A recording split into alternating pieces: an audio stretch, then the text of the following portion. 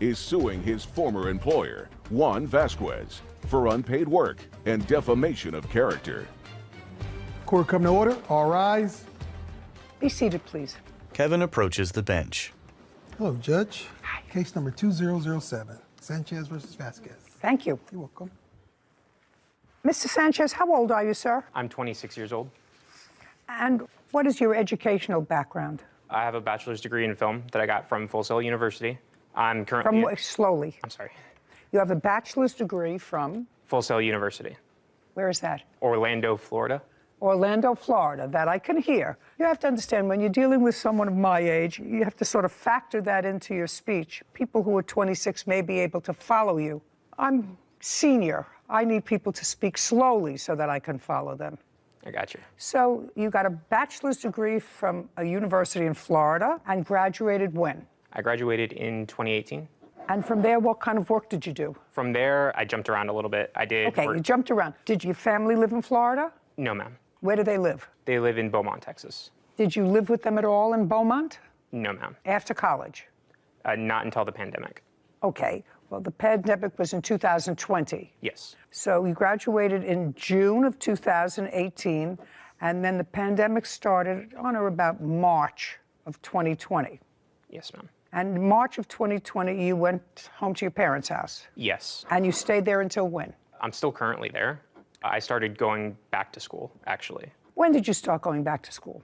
My first classes were in December of last year. In Texas? Yes, ma'am. Okay, great.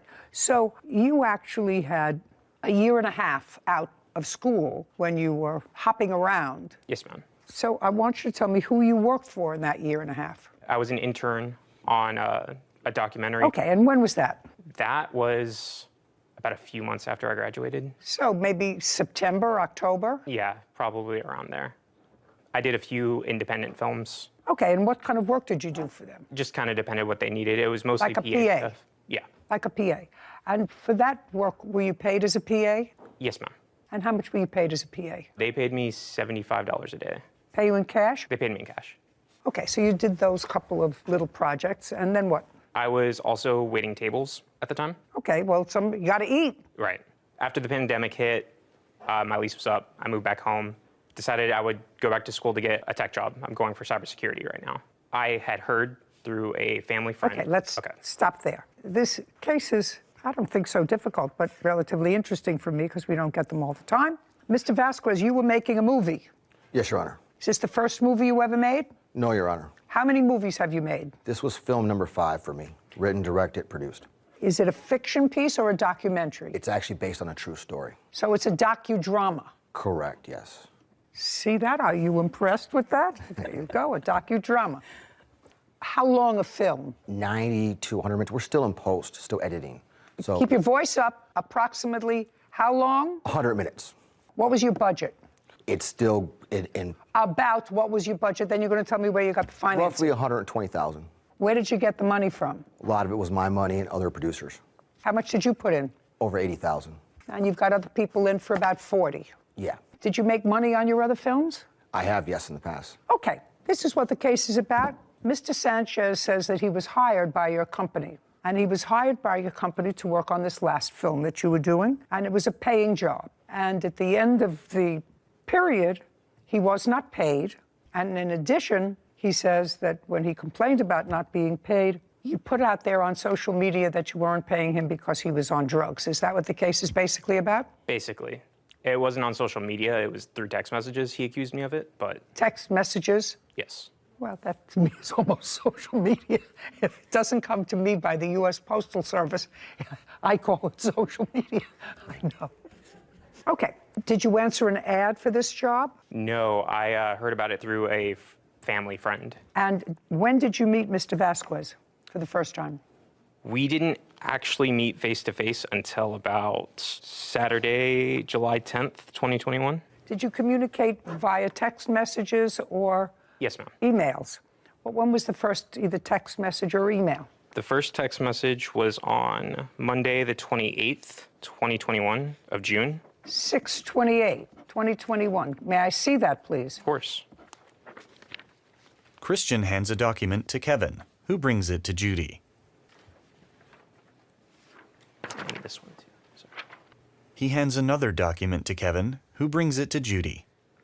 She reviews a string of text messages. Okay, anything else? Okay, so you first met by email. You say you have one spot available for him as an internship, and then practically immediately thereafter, you say somebody's family is sick in the crew. You have a spot for him as an assistant director. So, Your Honor. I'm reading this. Well, you have to tell me what that means. I need a first AD. Someone's family is sick and they can't do it. Correct. So what is an AD? He's basically going to assist me as a director, everything from... Assistant to the director. Correct. Okay. Yes. I need a first AD. Someone's family is sick. So that's different from an internship. Yes, ma'am. Well, I mean, we do have internships where people don't get paid, and then you have internships where they do get paid. Most people now pay their interns. Okay. And when you met, because clearly the last email that I just read suggests that you were approaching the door and you're 2 minutes away, and then you met the defendant. Tell me about that conversation. Caption coming up. The thing that I find most troubling here, actually, for the both of you, is he says that you told him not to tell the rest of the crew that he had COVID because they would freak out.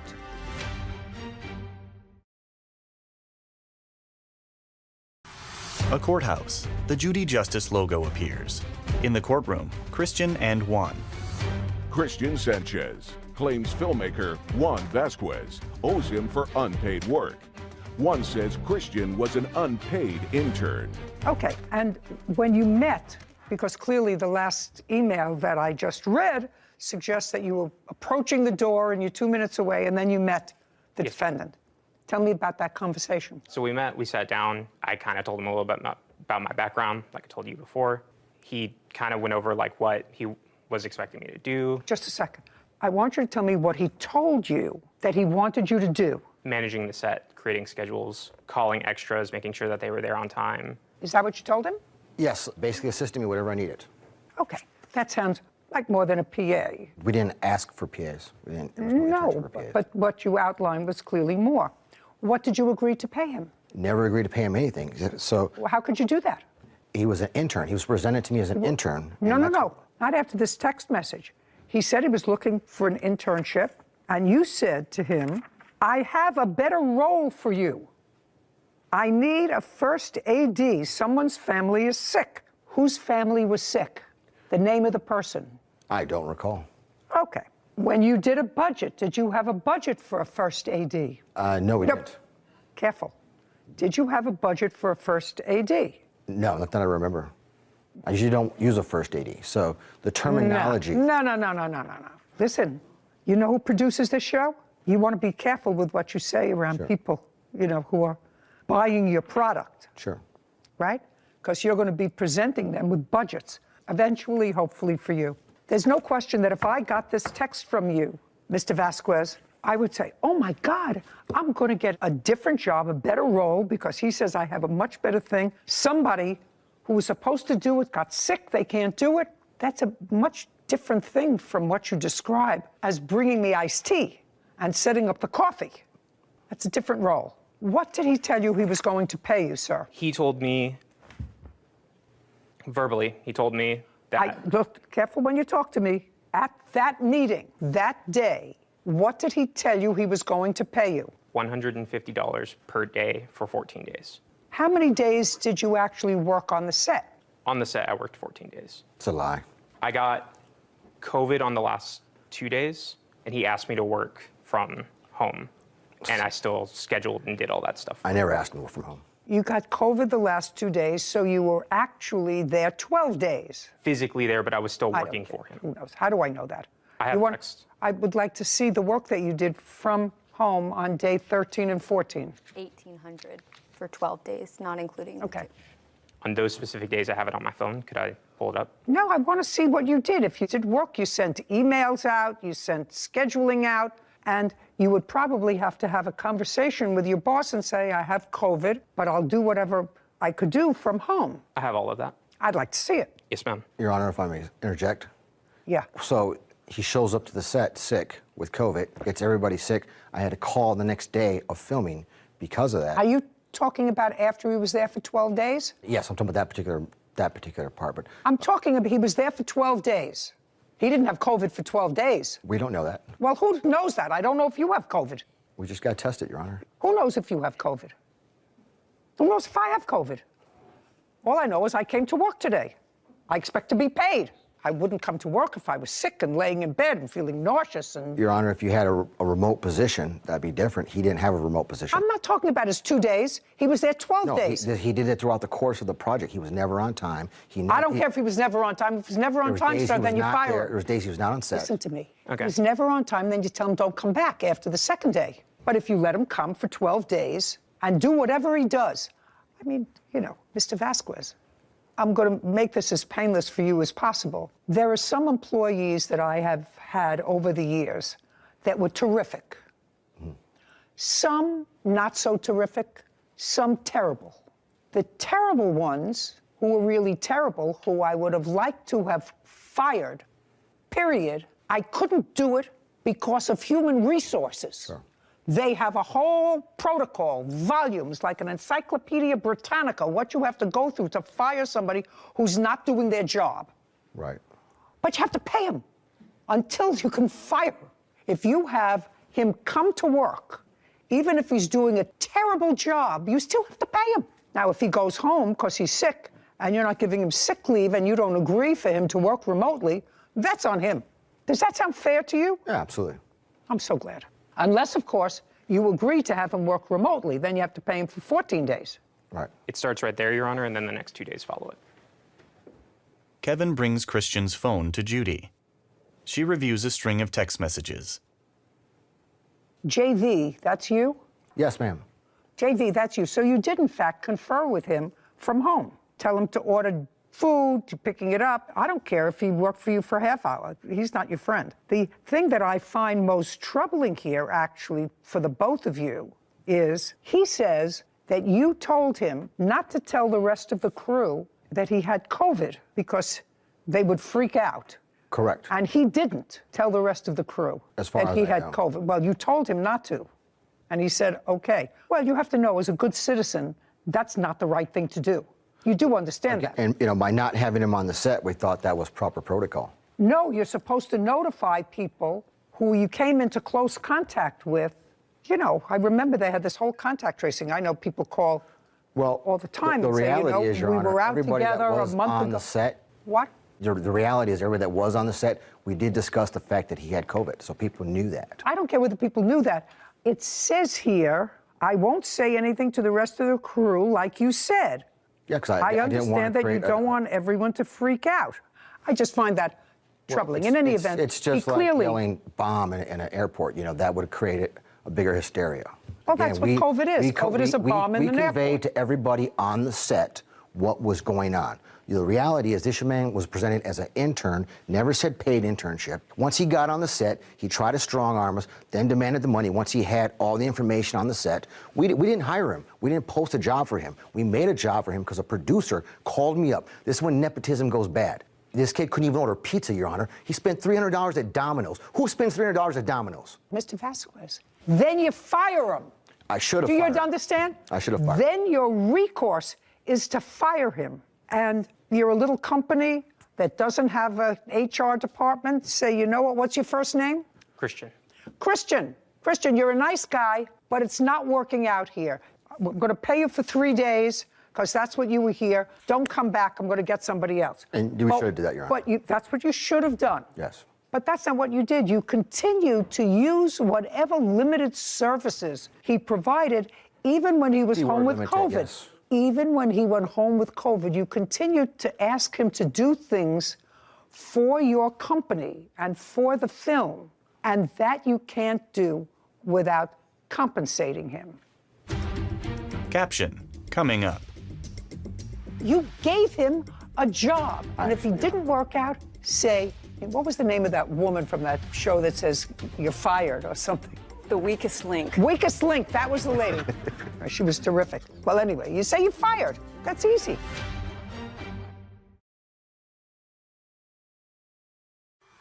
A courthouse. The Judy Justice logo appears. In the courtroom, Christian and Juan. Christian Sanchez, has accused his former employer, Juan Vasquez, of not paying him for 14 days of work. Juan claims Christian was incompetent and never a paid employee. Okay, even when he went home with COVID, you continued to ask him to do things for your company and for the film, and that you can't do without compensating him. You can't. Okay, so you owe him $2,100 because I assume you paid him nothing. Now, let's get to the second part of your claim, which is defamation. That I'd like to see. I mean, if you're going to be a producer, if you're going to make films, sir, you have to understand. Say you're not working out, you're fired. Something that I would love to be able to say a lot. I agree. Not I working should have out, you're fired him right away. without That's never- risking my house and my car and my dog. I was taking him on as a basically. I don't care what you were thinking. Producer That's called not what me, you said. asked me to take him on. That's why I took him on. He actually called me and told me how Just great a of a second. job I was doing. It doesn't require an answer. Okay. And I can show the messages how he came to be on the set. He was presented. I don't. Just a second. I don't care how he was presented to you. If your Aunt Tilly said, "Do me a favor, this is my godson." It was his Aunt Tilly. He hasn't been able to get a job since he graduated from college. He hasn't made He's a job home. since he graduated college. He's home in the attic of his parents' house playing the Lives with his guitar. parents. We want him to have a job. It's irrelevant. You gave him a job, and if he didn't work out, say, what was the name of that woman from that show that says you're fired or something? Well, anyway, you say you're fired. That's easy. Do we remember the name of that woman from England who had a show where she said, "You're out, get out"? I don't know. She was terrific. Let me see. The weakest link. Weakest link. That was the lady. Perfect. Thank you. And that's a direct text message to him that I never posted on social media. Oh. It was actually a group text. Just a second. So, Mr. Vasquez, in here, you say to him, this is the second part of his case, which is for defamation. And that's okay. He didn't defame you. Okay. Sir, he said they're taking you out of the credits, but you were never promised credits. In the contract, it says I am. Let me see where in the contract it said you'd be in the credits. And I didn't even know there was a contract. I thought He's you had also done this before. Shh, Oh, wait. shh, shh. Kevin brings a document to Judy. She reviews it. It says you employed him as an actor. Your Honor, I'm signing actor agreements every day. He put that in front of me to sign. Why would I sign an actor agreement for a first AD? Just a second. Sir, is this the agreement he put in front of you? Or did you? I sign actor agreements every day on the. You're a business guy. Yeah. I'm a business lady. That looked like an I actor don't agreement. sign That's why I signed it. actor agreement. That's what it says. Yeah. He's not an actor. Don't sign it. It says you agreed to pay him $150 a day for 4 days of shooting. 14. 14 days of shooting, and that he will be responsible for paying all the taxes on it. So he was going to be paid in I didn't cash. write that out, Your Honor. Kevin, would you show this to him, please, and see if he can identify that as his signature? I'm going to check here to see if it's his signature. It looks like a signature to me. Mr. Vasquez, it appears to be the same signature that you used to sign the answer. Yes, Your Honor. So that's your signature? Yes, Your Honor. Okay, and this says, actor shall receive a credit for acting in the film. Well, that's ridiculous. You didn't act in the film, right? No, ma'am. Well, we're going to strike that out because you can't perform that because you didn't act in the movie. Do you understand? I understand, ma'am. Okay, very good. And it's clear that whatever this says, based upon this, if you delete one part of a contract, let me see if I remember, if part of a contract, Sarah, is impossible to perform, Then it's not fully integrated. and one party acts on that contract, and you can retain part of the contract because of services that were rendered pursuant to the contract, you can eliminate one part. Yes. So I can eliminate the actor part of getting credit. So you're not getting credit on this, you're entitled to the $150 a day. As far as the defamation is concerned, sir, what he said in here was clear. He said he was told by someone else, which is very possible. And the only thing that you can produce for me today is this fellow who said you tried to put together a little bit of a drug transaction. Are you? No. Well, then you're irrelevant. You can produce, because if he says, told me, then he's not saying you did this. He put it in a text to you that He this said is it what in he was told. retaliation whenever I served him the night before. The very next morning, he sent me that text message. I don't care. I don't care. He's not a great businessman. Judgment for the plaintiff in the amount of $2,100. Thank you very much. We're finished. This court is adjourned. Outside the courtroom, Christian then won. I thought she was very fair. I'm really, really happy with how the judgment came out. He was an intern. Interns aren't paid. It never said paid internship. He tried to avoid signing a contract at first. The reality is, with a budget, we would love to pay the kid, but he cost us more money than he was actually worth. He lies constantly. Nothing's ever his fault. He always makes up a new scenario in which he's the victim. He couldn't even order pizza. I mean, who spends $300 at Domino's? Handed me the actor's agreement, told me to sign it. No more nepotism. If I don't know him, I haven't vetted him. I don't want them on the project. A little bit weird, but it had everything. And this kid is going to go be a cybersecurity guy. Always save your receipts, dude. Always just keep any sort of communications, even if it's a phone call, send a text or an email that just recaps what you said. I was so happy to vent for a moment on the current inability to fire inept people and to fire people who aren't doing their job, which has been getting worse over the last quarter century. I actually believe that HR is a vital service for people who are unjustly, based on something other than their performance, treated badly by an employer. And harassment in the workplace, I think, is important. Anyway, I got that out of my system. The contract. Yeah, the contract. I think it was unenforceable to begin because I think the form was clearly erroneous. It wasn't the proper form. He wasn't an actor. Both of them knew he wasn't an actor. Right. However, it was signed by both parties, and there was substantial performance on behalf of the plaintiff by showing up to work every day, performing his duties under the contract. So as soon as he substantially performed the contract, the defendant can't then claim it's unenforceable. First of all, because he's not an actor. Exactly. Yeah, that's what I thought. Yeah, thank you. No problem. The Judy Justice logo appears. Want justice? Go to judyjustice.com. Her son, Danny Horath, and his fiancée, Trinity Wilson, for living expenses, stolen property, and vet bills. Court come to order. All rise. Have a seat, please. Kevin. Hello, Judge. Case number 2049, Councilman versus Jorge Watson. Thank you. You're welcome. Mr. Horath, this is your mother, Yes, ma'am. and this is your girlfriend. My fiance, yes. Is she divorced? She's widowed. Since when? June 6th, Of what year? 2022. Well, let me understand this. Prior to you being a widow, you were involved with Mr. Horath. Were you divorced? I was going through a divorce. Okay. And then he passed away. Yes. Mr. Horath, in 2013, you were incarcerated. How long? 5 years. And you have 2 little girls.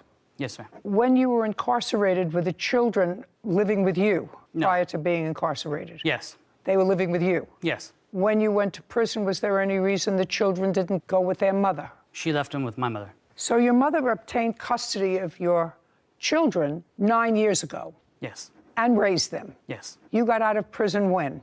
September 2017. And when you got out of prison, your mother invited you to come and live in the house? Yes. In her house? Yes, ma'am. Who else lives in her house? My grandmother. Who I understand from these papers is suffering from Alzheimer's. Alzheimer's. So your mother was taking care of her mother and your 2 daughters. Yes. So your fiancée now, who looks as if she's expecting a child, was your mother's next door neighbor? Yes. And you became involved with her when? End of October 2020, or 19, I'm sorry. And when you became involved with her, you have 2 children. Yes. You invited her with your mother's permission to move in to your mother's house with her 2 children. Yes, ma'am. We did agree that she could move in and stay in the guest. Had you been living in the house by yourself with the 2 girls? Yes, I have. How large a house is it? It's pretty good, decent size. It was a 1,980 square feet, now expanded out another 800 feet, so quite. 5 bedrooms, 3 baths. How do you support yourself? I own my own business. I'm a nurse. Due to the fact of taking care of my granddaughters and my parents at the time, I had to resign from Fort Irwin, working there because of couldn't commit to the hours. So because of that, I went ahead and got my own business of doing home infusions. And that started right before the pandemic. And so I work a lot.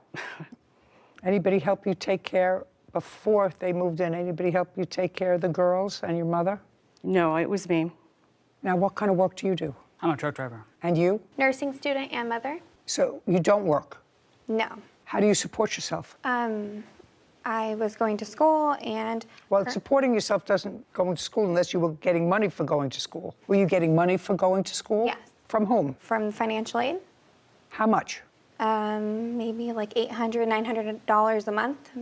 And this was before I was living with Danny and Nancy. And after you moved in with Danny and Nancy? I was helping her take care of her mother, and her VA was paying me to take care of her. She was getting the Veterans Aid and Attendance. I gave her that extra money to help out with my mom and those expenses. And then currently, I'm taking care of our young son we have together. So you have a child together and expecting another one? Yes. So then you'll have 4 children, correct? Yes. And you will have 4 children? I will have 4 children, yes. Sounds as if your mother did some very nice things for you. Yes, ma'am. Sounds as if Miss Castleman did some very nice things for you. Yes. Why do you think she's suing you? Out of anger. Mr. Horath, why would she be angry at either one of you? Because we decided that we were going to go ahead off and do our own thing, and she was no longer included in being part of that. Like what?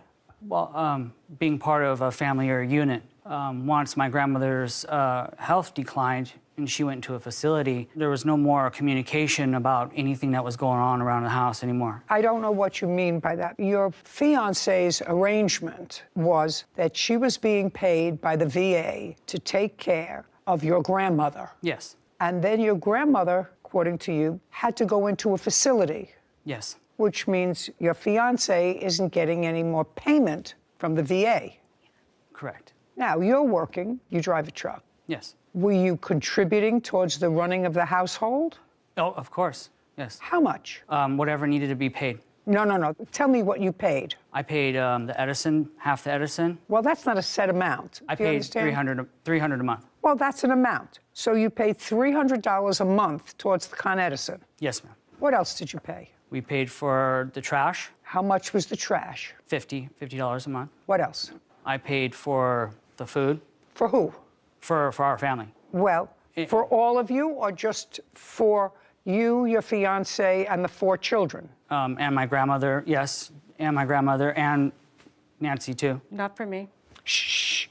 Speak. She would come over and have dinner with us quite often.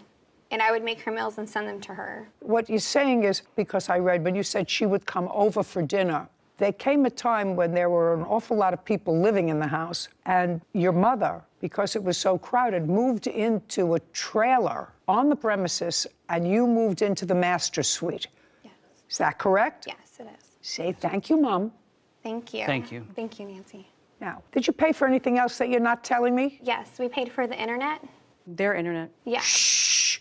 For your own internet? Yes. I'm talking about expenses for the house. I assume the mortgage was paid off. Is that what you wrote here? Danny did pay for the property taxes. Okay. Well, then that was my next question. Property taxes. Did you pay for any of that? Yes. How much did you pay? It was $12.64 a year. Anything else? Remodeling expenses that we did to the home. I know it was expanded, and it was expanded after you were there. Yes. Yes.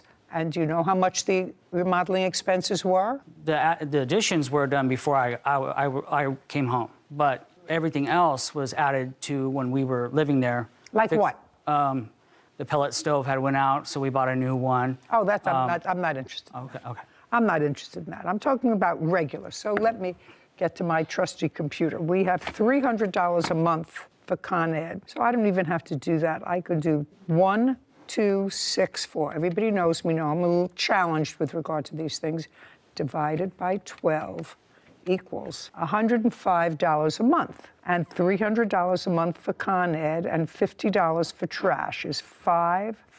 So you paid in total the expenses that you told me, $455 a month for living in a 5-bedroom house. I'm just setting the stage for this. You paid $455 a month for living in a 5-bedroom house, and your mother moved out to live in a trailer so that you could be in the master suite with your fiancé, a new baby, and one on the way. Those are the objective facts that I have. Okay. Now, so I asked you, because your mother is suing for a lot of stuff, and I don't understand why somebody would take this approach when she was nothing but good to both of you.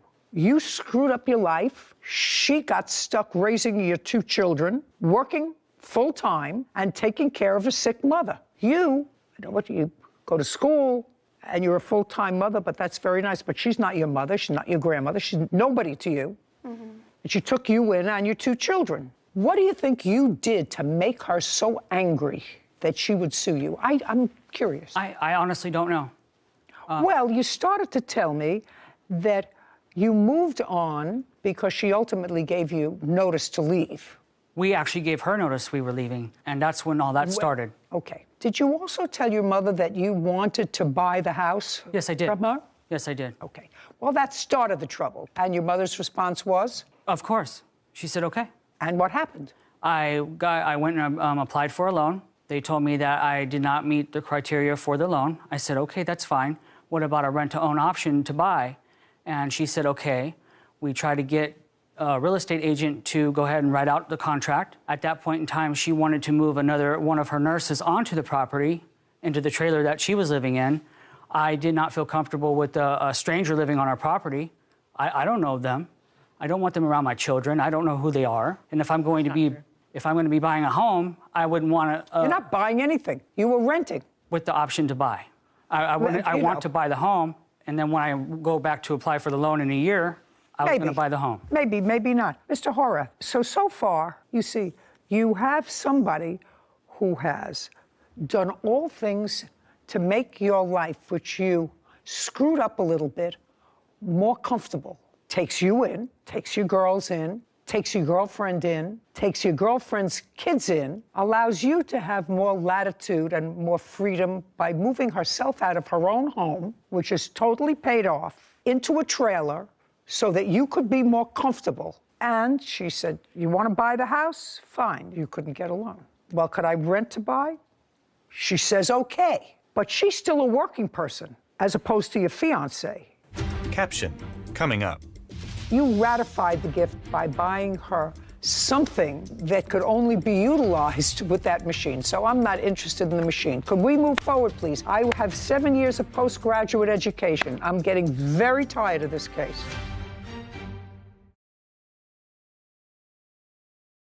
A courthouse. The Judy Justice logo appears. In the courtroom, Nancy, Danny, and Trinity. Nancy Castleman claims her son, Danny Horath, and his fiancée, Trinity Watson, owe for living expenses and stolen property. Danny and Trinity say they always paid their share of the bills. Okay, now, she's still a working person, and she said, I would like to move one of my nurses. She's not talking about moving in some sex offender into a trailer next to her grandchildren, who she's raised. So I wouldn't see what your problem is with that, but that's neither here nor there. So that started an acrimonious separation. I'm not going to rent the house because I'm not going to allow you to move somebody that I don't know. I'm not even going to meet them. Somebody that I don't know into the trailer. Where are you living now? We have our own home now. Where? Because we didn't agree with, we didn't want to live with her nurse, so we went Just a second. I said, the question is, where is your own home? in Hellendale, Is that where she lives? near How near? 10 miles up the road. And when did you move there? July 14th. How big a house? It's a 3-bedroom, 3-bath.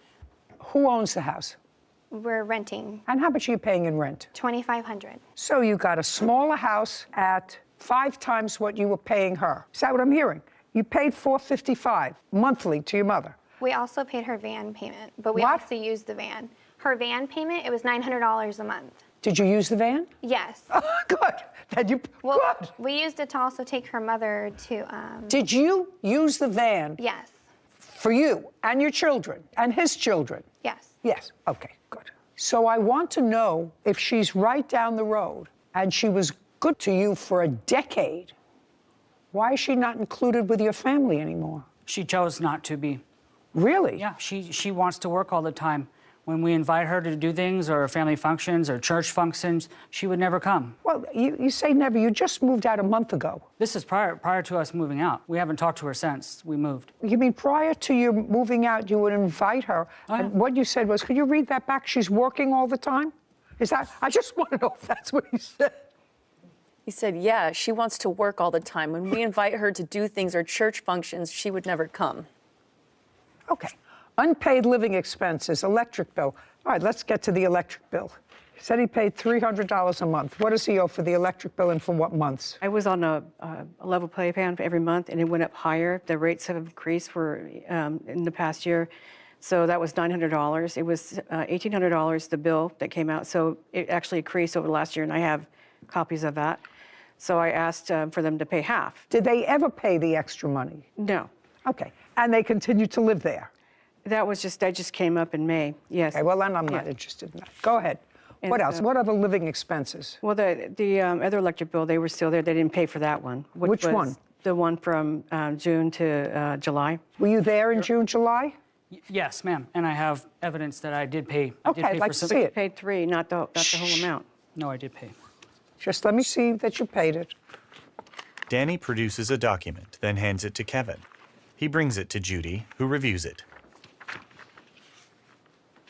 June 19th, $600. That was not for this electric bill. It was for... No, that was for Edison. It says Con Edison. Yes. There was another bill that still needed, it was like $723. I don't care. That he owed I don't care. He paid $600 in June of 2022. You have vet bills here and personal items taken without permission. And the personal items taken without permission, you took some of her things. What did you take that didn't belong to you? Nothing. Well, you acknowledged that you did. You acknowledged that either you or your fiance took things that didn't belong to you. You said you returned them, but you took them. They were packed by other family members that were helping us pack. And? So they were taken without her permission? Yes. By your agents, by people who were helping you, so they were your agents. What was taken? I guess there was a gun that Not guess, I don't want to hear guess. There was a gun that was packed. Okay. Did you get the gun back? I got the gun back next day. It was returned, yes. What else? That's as far as I know. What else was missing? The ammo. The ammunition for the gun. I don't have any ammunition. I wouldn't have a gun without ammo. Well, go and look for it. What else? KitchenAid machine. What is that? A KitchenAid for mixing and making. I bought that for my mom. They took that. That was given to us by my grandmother because she can no longer bake, or actually given to her because she bakes. And she even, for Mother's Day, Nancy brought, her and Granny, her mother, Nancy brought me the attachment. It makes pasta for the KitchenAid for Mother's Day. So she was aware that her mother gave me, when she moved to the facility, that she gave me the Oh, she moved to a facility, she can't make a gift. If she's moving to a facility because she has Alzheimer's, she can't make a gift. I have power of attorney over her. Shh.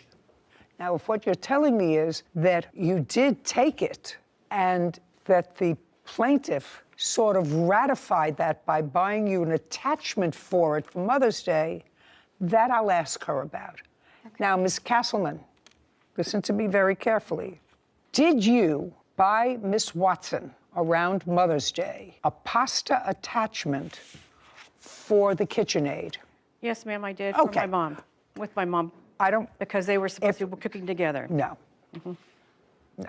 You bought an attachment for it, and if you buy an attachment, that was a gift, correct? Yes, ma'am. And you made the gift, you handed the gift to whom? To Trinity. Right. So even if your mother didn't have the mental capacity, you could have argued, to make a gift, and it was yours, you ratified the gift by buying her something that could only be utilized with that machine. So I'm not interested in the machine. Could we move forward, please? I have 7 years of postgraduate education. I'm getting very tired of this case. Okay. Anything else? Vet bill. Now we'll get to the vet bill. Okay. You had to go to the emergency room when and for what, Ms. Castleman? I was having issues with my stomach. I was diagnosed with diverticulitis and had to go to the emergency. I can imagine. When? That was in June, beginning of June. June of this year. Who took you to the emergency room? I had to take an Uber. I couldn't drive. Who was home? Trinity and her family. And her family. Mm-hmm. And when you went to the emergency room, where was the van? The van was at the home. Why didn't she take you to the emergency room? She said she couldn't do that. She said that she was too busy and stressed out. Is that right? I was dealing, my children's father just passed away that day. And I was there with you. Just a second. You were separated from him. Why couldn't you take her to the emergency room? Because my children just found out that their dad passed away. So I was dealing with their emotions. Just a second. I'm just trying to figure out why you couldn't take her to the emergency room. You've been living with your mother for a while now, since you got out of jail. How many times has your mother been to the emergency room? Quite a few. How many? More than 10 that I know of. And did you take her to the emergency room since you've been home? I have before, yes. How many times did you take her? 2 to 3 times, at least. When was the last time you took her? Maybe a year ago. And what was wrong then? Her sciatic nerve. Did you wait with her? Yes, ma'am. Good, because that's the right thing to do. Yes. Yeah. Excuse me a second. Get it. Judy produces a fly swatter, then swats a fly with it. Don't write to me if you're a fly lover. I don't care. Caption, coming up. You did absolutely nothing wrong. If I looked up the word ungrateful in the dictionary, their pictures would be there.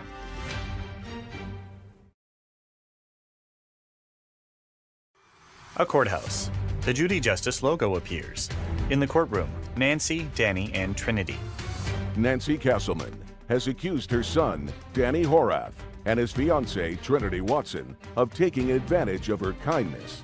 Danny and Trinity claim Nancy became upset when they stopped doing her favors.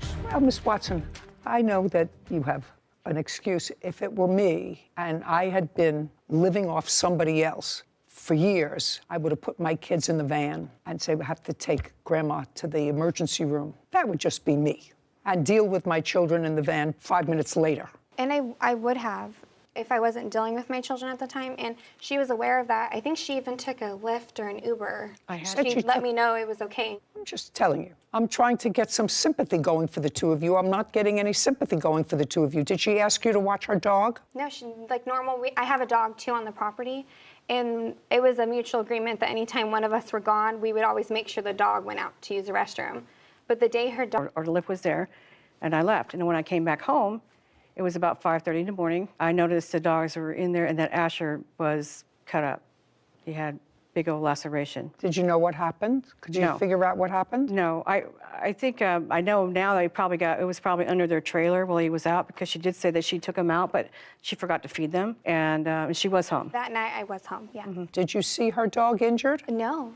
Did you feed her dog that day? No, I did forget to feed the dogs. I took her small dog, Tamale, off the bed, and I had them go out, and then I put them right back in, and I went back on to the house. And you forgot to feed them? Yes, I did. Okay. But when you went in there, the dog was not injured? No, he was not. Okay. The last part of this, and then I'm actually finished. Money owed for unpaid living expenses.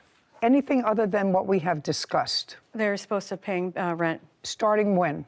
It was supposed to initially have been in November for January of 2022, because since my mom had to go, away because she couldn't take care of her anymore, I had to do what I have to do. You mean after she stopped watching your mother? Mm-hmm. That's when I mostly enforced it. But there are text messages that they agreed to pay. I'd like to see them. Okay. I understand, Mr. Horath and Miss Watson, that the agreement was that you would live there paying certain expenses but not rent, as long as you, Miss Watson, and or Mr. Horath, when you were home, would take care of her mother so that she could work. Yes. Yes. And that stopped at a particular point. Yes, in May. That stopped in May. Yes. Okay. Judy reviews a printout of a text exchange. Well, it does seem that there were arguments back and forth about these expenses, but never wholly an understanding that that was going to happen. Your Honor, I had several conversations with my son while he's truck driving. He didn't really talk to her particularly because I think she had a lot of influence on that. He would have done the Whether right he did or whether he did, this comes from Danny himself. He says, okay, check this out. I'll call the state inspectors for the septic room additions in the bathroom that needs permits first. She did. Just a second. What kind of thing is that? How many times have you been married? 2. And how old are you? 37. How many times have you been married? 2. And how old are you? 28. And that's 2 in addition to this current engagement. No, then it would just be 1. And you? Just 1. Well, then you're not married, so you've each been married once before. Yes, ma'am. I just want you to look at your mother. Maybe in the next couple of years, maybe, She will be here, and maybe she won't. I'm sure when you married the first time, you expected that to be forever because you made a couple of children, right? Yes. I hope you'll be able to see that face for a very long time, but she had another husband before you. You're only going to have one mother. And your mother was really good to you and really good to a stranger and her children. And she didn't invite them in and say, well, I'm going to apply for some assistance because now, no. She worked all the time. According to you, she chose to work. She chose to work all the time instead of going to church with you. You have no idea how ridiculous that sounds. You have no idea how ridiculous it sounds to me that Miss Watson says to me, I have children. I can't work. Well, she had 2 children, yours. And she worked and had your 2 children that she had to take care of. And she's much older than Miss Watson. Do you understand? Yes. If you have a work ethic, you have a work ethic. If you don't have a work ethic, you don't have a work ethic. But right now, she took care of you since you got out of jail. That's a long time. And for you to cut her off from yourself and her grandchildren is pretty outrageous to me. But you're 37 years old, and you have 4 children. Now 6, because they don't have a father anymore, right? Yes, ma'am. Yeah.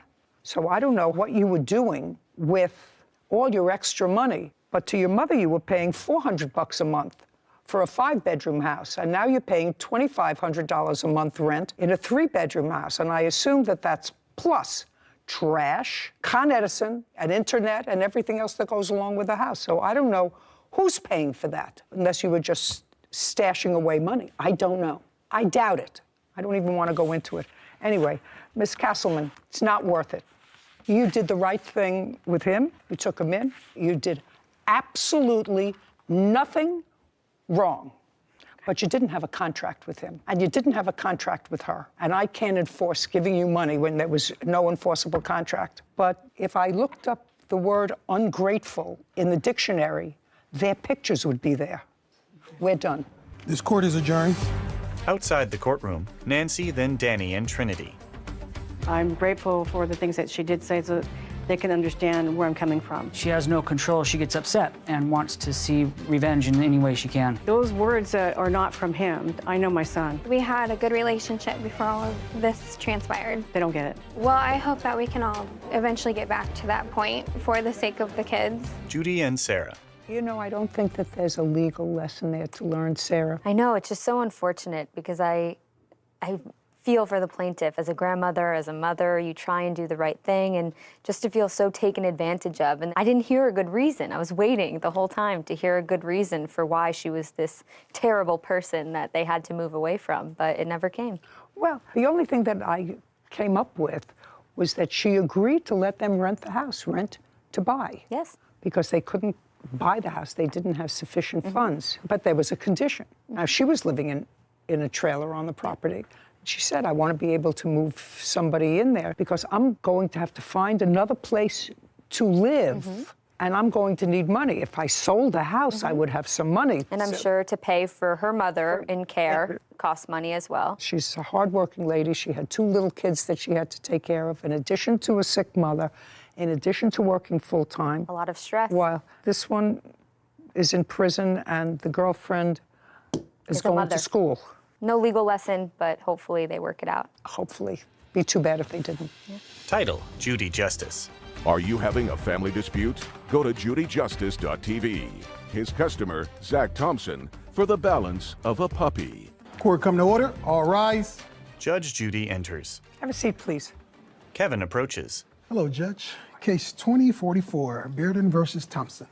Mr. Bearden. Yes, Your Honor. It is your claim that the defendant owes you the balance of a dog that you sold to him. Correct, Your Honor. That's what the case is about. Defendant says he doesn't really think he got what he bargained for, and while he has no intention of returning the dog to you, he doesn't want to pay the balance. Yes. Be a yes. So I have a couple of questions, because it's not a terribly difficult case. You say in your complaint that you are a breeder of full-blood tricolor bullies. Correct. Bully breed, American bullies, and these are tricolor American bullies, which have 5 different distinctions within the American bully breed realm. I don't want you to try to confuse me. Yes, ma'am. Any more than I'm confused about this. Yes, ma'am. Is an American bully a pit bull? No, I have proof. Shh. It is not. It is not. What is it a combination of? Yes, it is a combination of. Well, I know it's a combination of, but it's been recognized by the American Kennel Club as an independent breed of dog. But that is only recently. What is the American Bully a combination of? Honestly, can I read what I have? No, if you say I don't, listen to me. I know it's very, very hard for men to say 3 words. I don't know. Somehow they can say, I love you, I hate you, get out of my parking space, you're snoring. They can say a whole bunch of things, but they have trouble saying those 3 words. Yes, ma'am. I don't know. I fully own that. Yes, ma'am. I don't know. Don't know. Well, Sarah, look it up. Will do. American Bully. Says that originally standardized and recognized as a breed in 2004 by the American Bully 2004. So if it's recognized a breed in 2004, it's got to be a mix of something. So the American Bully was started by crossing the American Pit Bull Terrier with other dogs in the Bully breed family, and sometimes dogs outside of the Bully breed family. But it's become its own breed. It's become its own breed, but started with the American Pit Bull. That's what that says. Do you want her to read it again? So there's also Bully dogs are descendants from the crosses between ancient bulldogs and a variety of British terriers. And this says an American Bully was started by the crossing of the American Pit Bull Terrier with dogs in the other Bully breed family. And ultimately, it was recognized as a breed unto itself, although I don't understand how that could happen. If you're a cross between one breed, the American Pit Bull, and a variety of other dogs, you know, that's like a golden doodle. That's like a golden retriever and a poodle. Isn't that what a golden doodle is? I believe so. But it's not a breed unto itself. It's a cross between a couple of dogs, so it takes many years. And this sounds to me, at least, Mr. Bearden, as the bullies that you're describing that you breed, the genesis of that breed is an American Pit Bull with a variety of other things. Could be a boxer. It could also, like the father, it could be a Rottweiler. Like the father of the puppies that he got, he has all the markings of a Rottweiler, but he has the head shape and body style that represents more of the Pit Bull style. So that's information that I am now at least a little armed with. So now I'm going to come back to you. You're the breeder. And you said the puppies, that the litter that you sold to Tim, one of the puppies, has Rottweiler in it. No, I'm not saying that it has Rottweiler. I'm saying that the physical representation of it, the markings, the brown over the eyes, the brown hair, that's what the dad looks like. The puppies don't look like that. Just a second. So you bred the dogs. What breed is the father? The father is American Bully. He's considered an XL American Bully. The father is an American Bully. In the father's history, it appears, based upon the look of the dog, is this what I'm understanding? Yes. It's a Rottweiler. In the history of the dog. Yeah, it could possibly, yes. That's why he looks like that now, yes. It could possibly be a gerbil, but a gerbil doesn't have distinctive markings. What you're telling me is the dog has the distinctive markings of a Rottweiler, but the body of a Pit Bull. Yes, Your Honor. Oh, what a combo. He's beautiful. He's a beautiful dog. They're beautiful dogs. Both of those dogs, by the way, will not be covered by most insurance policies. Pit Bulls and Rottweilers. You do know that? Yes. Say yes loud. Yes, yes, I know that, yes. Okay. Did you know that? I did not. Well, it's interesting. Do you own your own home? Yeah.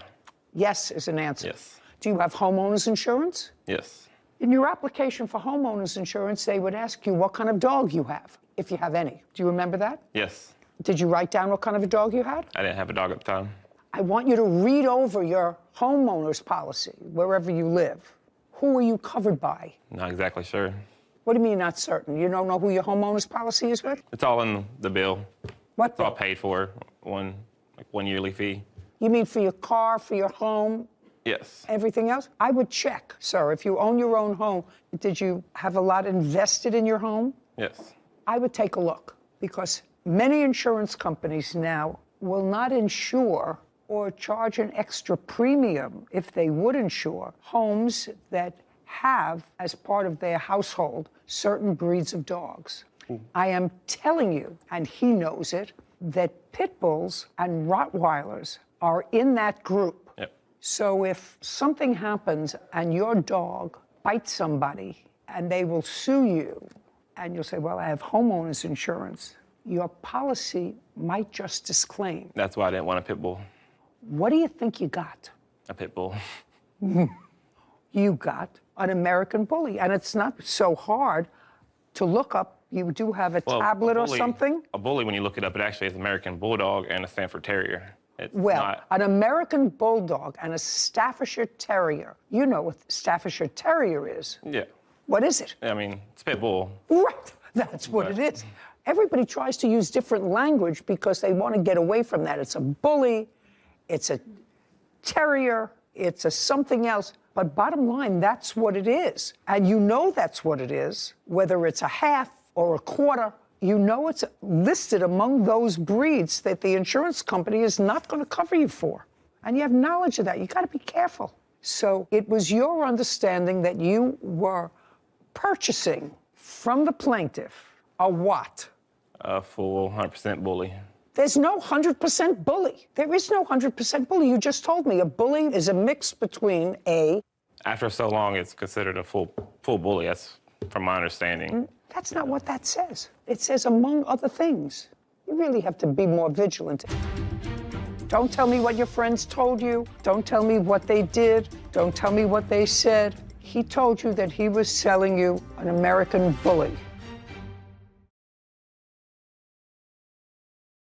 A courthouse. The Judy Justice logo appears. In the courtroom, Kenneth and Zach. Dog breeder Kenneth Bearden claims his customer, Zach Thompson, owes for the balance of a puppy. Zach says he did not receive the full-blooded American bully he purchased. Okay, tell me when and under what circumstances Mr. Thompson purchased this puppy from you. Yes, Your Honor. On April 28th, the defendant reached out to me. He was stating his name. Sorry. He was stated his name and that his daughter was playing with the puppy of a friend of his, and that friend of his had bought one of the puppies from my litter. She fell in love with the dog. She loved it. He wanted to come by and possibly get another puppy. How old's your daughter? 7. If I could do that thing that some people do and, you know, cross their eyes on purpose, I would do that for you. Now, is this your only child? Yes. Okay. After he reached out to me, we exchanged numbers and spoke for a few days over Facebook Messenger. I gave him my number. We had a conversation on the phone about prices, about the breed, and payments, because he reached out to me originally stating that, hey, I don't have that full amount that you would be asking for. Just a second, could I see text messages where you've discussed the price? Yes, ma'am. And where you agreed on a price? Well, no, that was, so we agreed on a price verbally. The text messages is where I sent him my number. Right after I sent him my number, that's when we had the conversation about prices and payments. Let me see what you... Yes, ma'am. Do you want text messages and the Facebook messages? Yeah. Okay.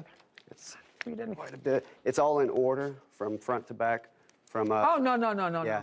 Just about the price of the dog, please.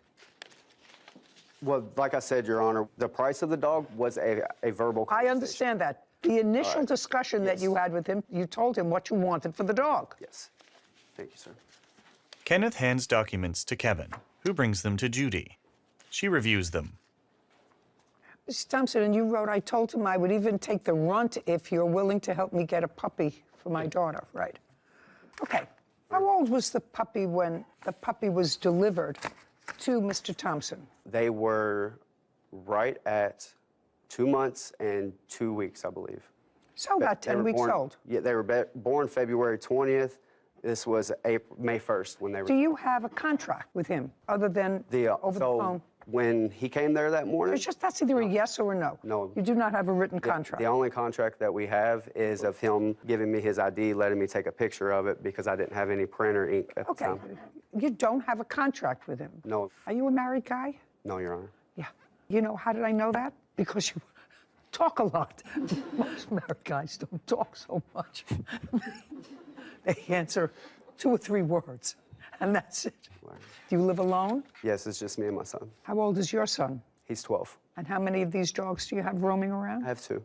Okay. Mr. Thompson, the plaintiff delivered the dog to you. You had no written contract with him. You just agreed to take the dog at a certain price, correct? Correct. He agreed to sell you the dog, and you discussed he got this much with papers, this much without, but he was willing to work with you without papers, correct? Yes, correct. So you were getting a dog without AKC papers for how much? $500.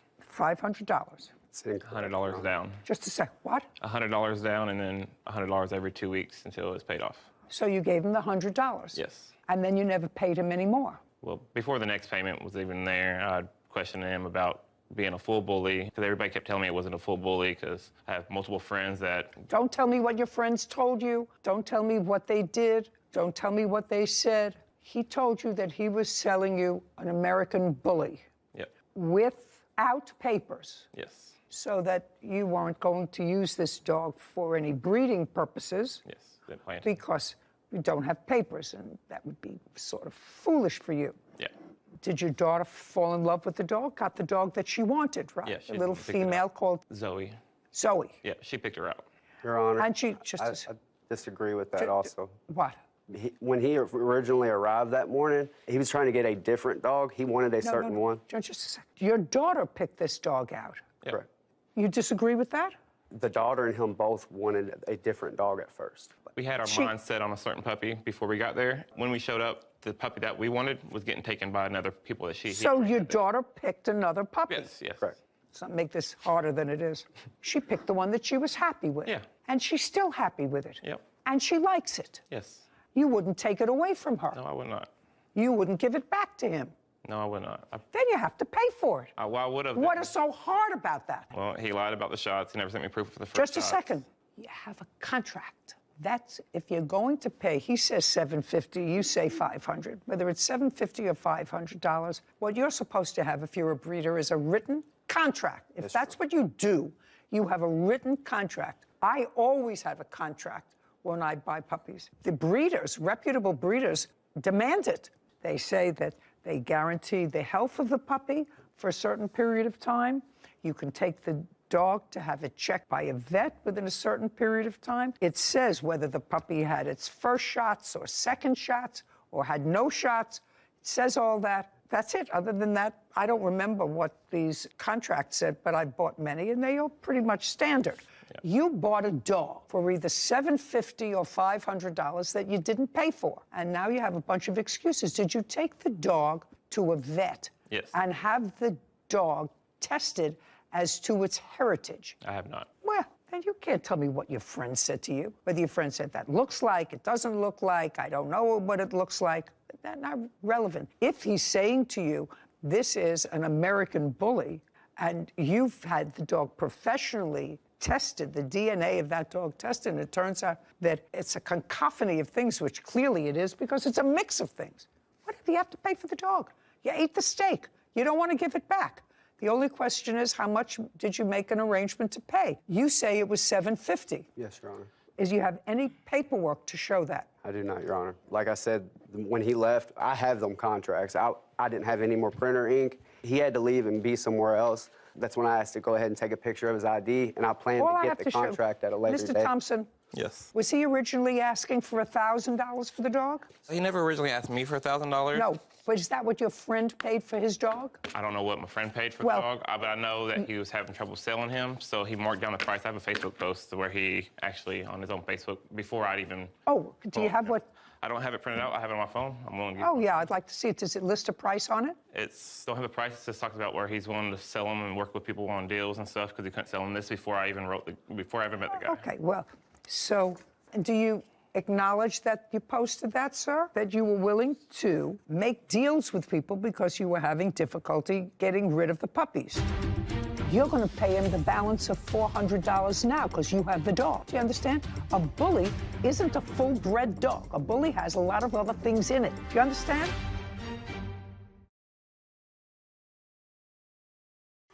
A courthouse.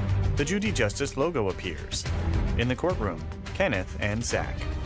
Dog breeder Kenneth Bearden is accusing his customer, Zach Thompson, of refusing to pay the balance on an American bully puppy. Zach says he didn't receive the purebred he was promised and tried to return the dog. And do you acknowledge that you posted that, sir? That you were willing to make deals with people? Please help us find them homes. I'm willing to negotiate and rediscuss price payment at any point. Okay, so you're willing to work with anybody? Exactly. Okay, so when you had a conversation with him, tell me what price you arrived at. We arrived at $750, And when we spoke, he told me that he would give me $100 every week. And also in our text messages, it also states where he mentioned that if his taxes came, he would pay me in full. Okay, but you talked about pay $100 every week. Yes, yes, Your Honor. In my messages, there's a few times where I reference $500, and he never says, well, it's $750, not $500. Okay, so. Can I see those? Yeah. I'd like to see them. In that message. Now, and we also talked. Shh. Just give me the message. Okay. Here's the one that states 500 right here. Zach hands a document to Kevin, who brings it to Judy. Yeah, I believe that the price you negotiated was $500 because the only one of the litigants that has any messages, that has any number in it, is the defendant, who talks, at least on 2 occasions, of the fact that he doesn't want to pay $500 for a mixed breed dog. And there's nothing in it that says, sir, it wasn't $500, it was $750. You gave me $100, so you still owe me $650. That's what the response should have been, and you didn't do that, sir.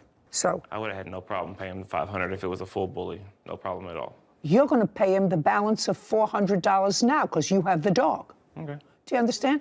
A bully isn't a full-bred dog. A bully has a lot of other things in it.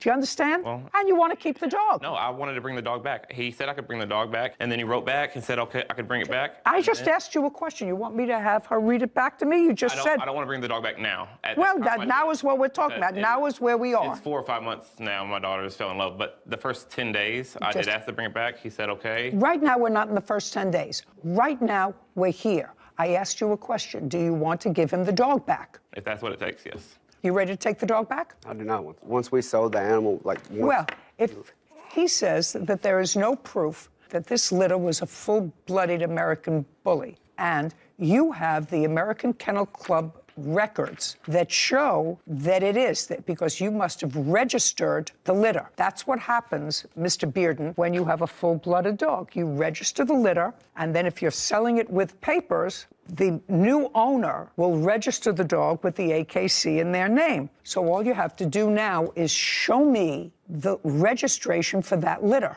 No, that's either a show me or I don't have it. I do not have that, Your Honor.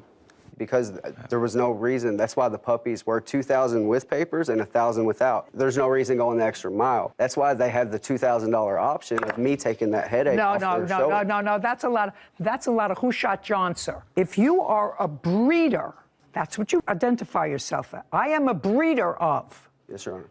Okay? And clearly you are a breeder of because he saw puppies from another litter of yours, which drove him and his daughter to contact you. Yes, Your Honor. So if you're a breeder, you register that litter so that if you want to sell it, a puppy with papers, you've already registered that litter. Either you can use it or not. Do you understand what I'm saying? You would know exactly what I'm saying, That's Mr. the Beard. normal process of things, Okay. yes. And right now, Mr. Thompson, at this point, I agree that you agreed to pay $500 for the dog and gave him a $100 deposit. Yes. Which means you owe him $400. He said I could bring the dog back at one point because I wanted to bring the dog back because I didn't think it was the dog I wanted. I'm talking about now.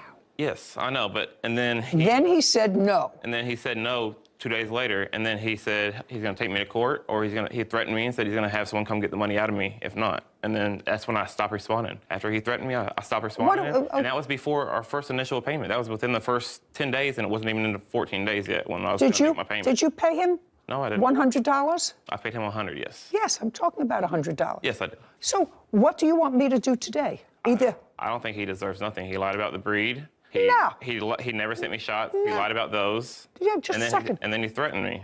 Do you want to return the dog to him, or do you want to pay him the $400? I'll return the dog to him. Fine. He's returning the dog to you. And You understand? I paid all the vet bills. Just a second. Vet bills. I don't care, but I will prepare an order that within 5 days of today, you will deliver the dog back. He delivered the dog to you? No, I went to his house, picked it up. You went to his house? Great. How far do you live from each other? 30 minutes, probably. Is there a police precinct in the middle? Because I don't want this done at anybody's house. What police precinct is closest to you, sir? It'd be Bullitt County Police Department. That's where you will meet 5 days from today. What's a good time for you? 4 p.m., 5 p.m. What's a good time for you? Whenever. 4 o'clock.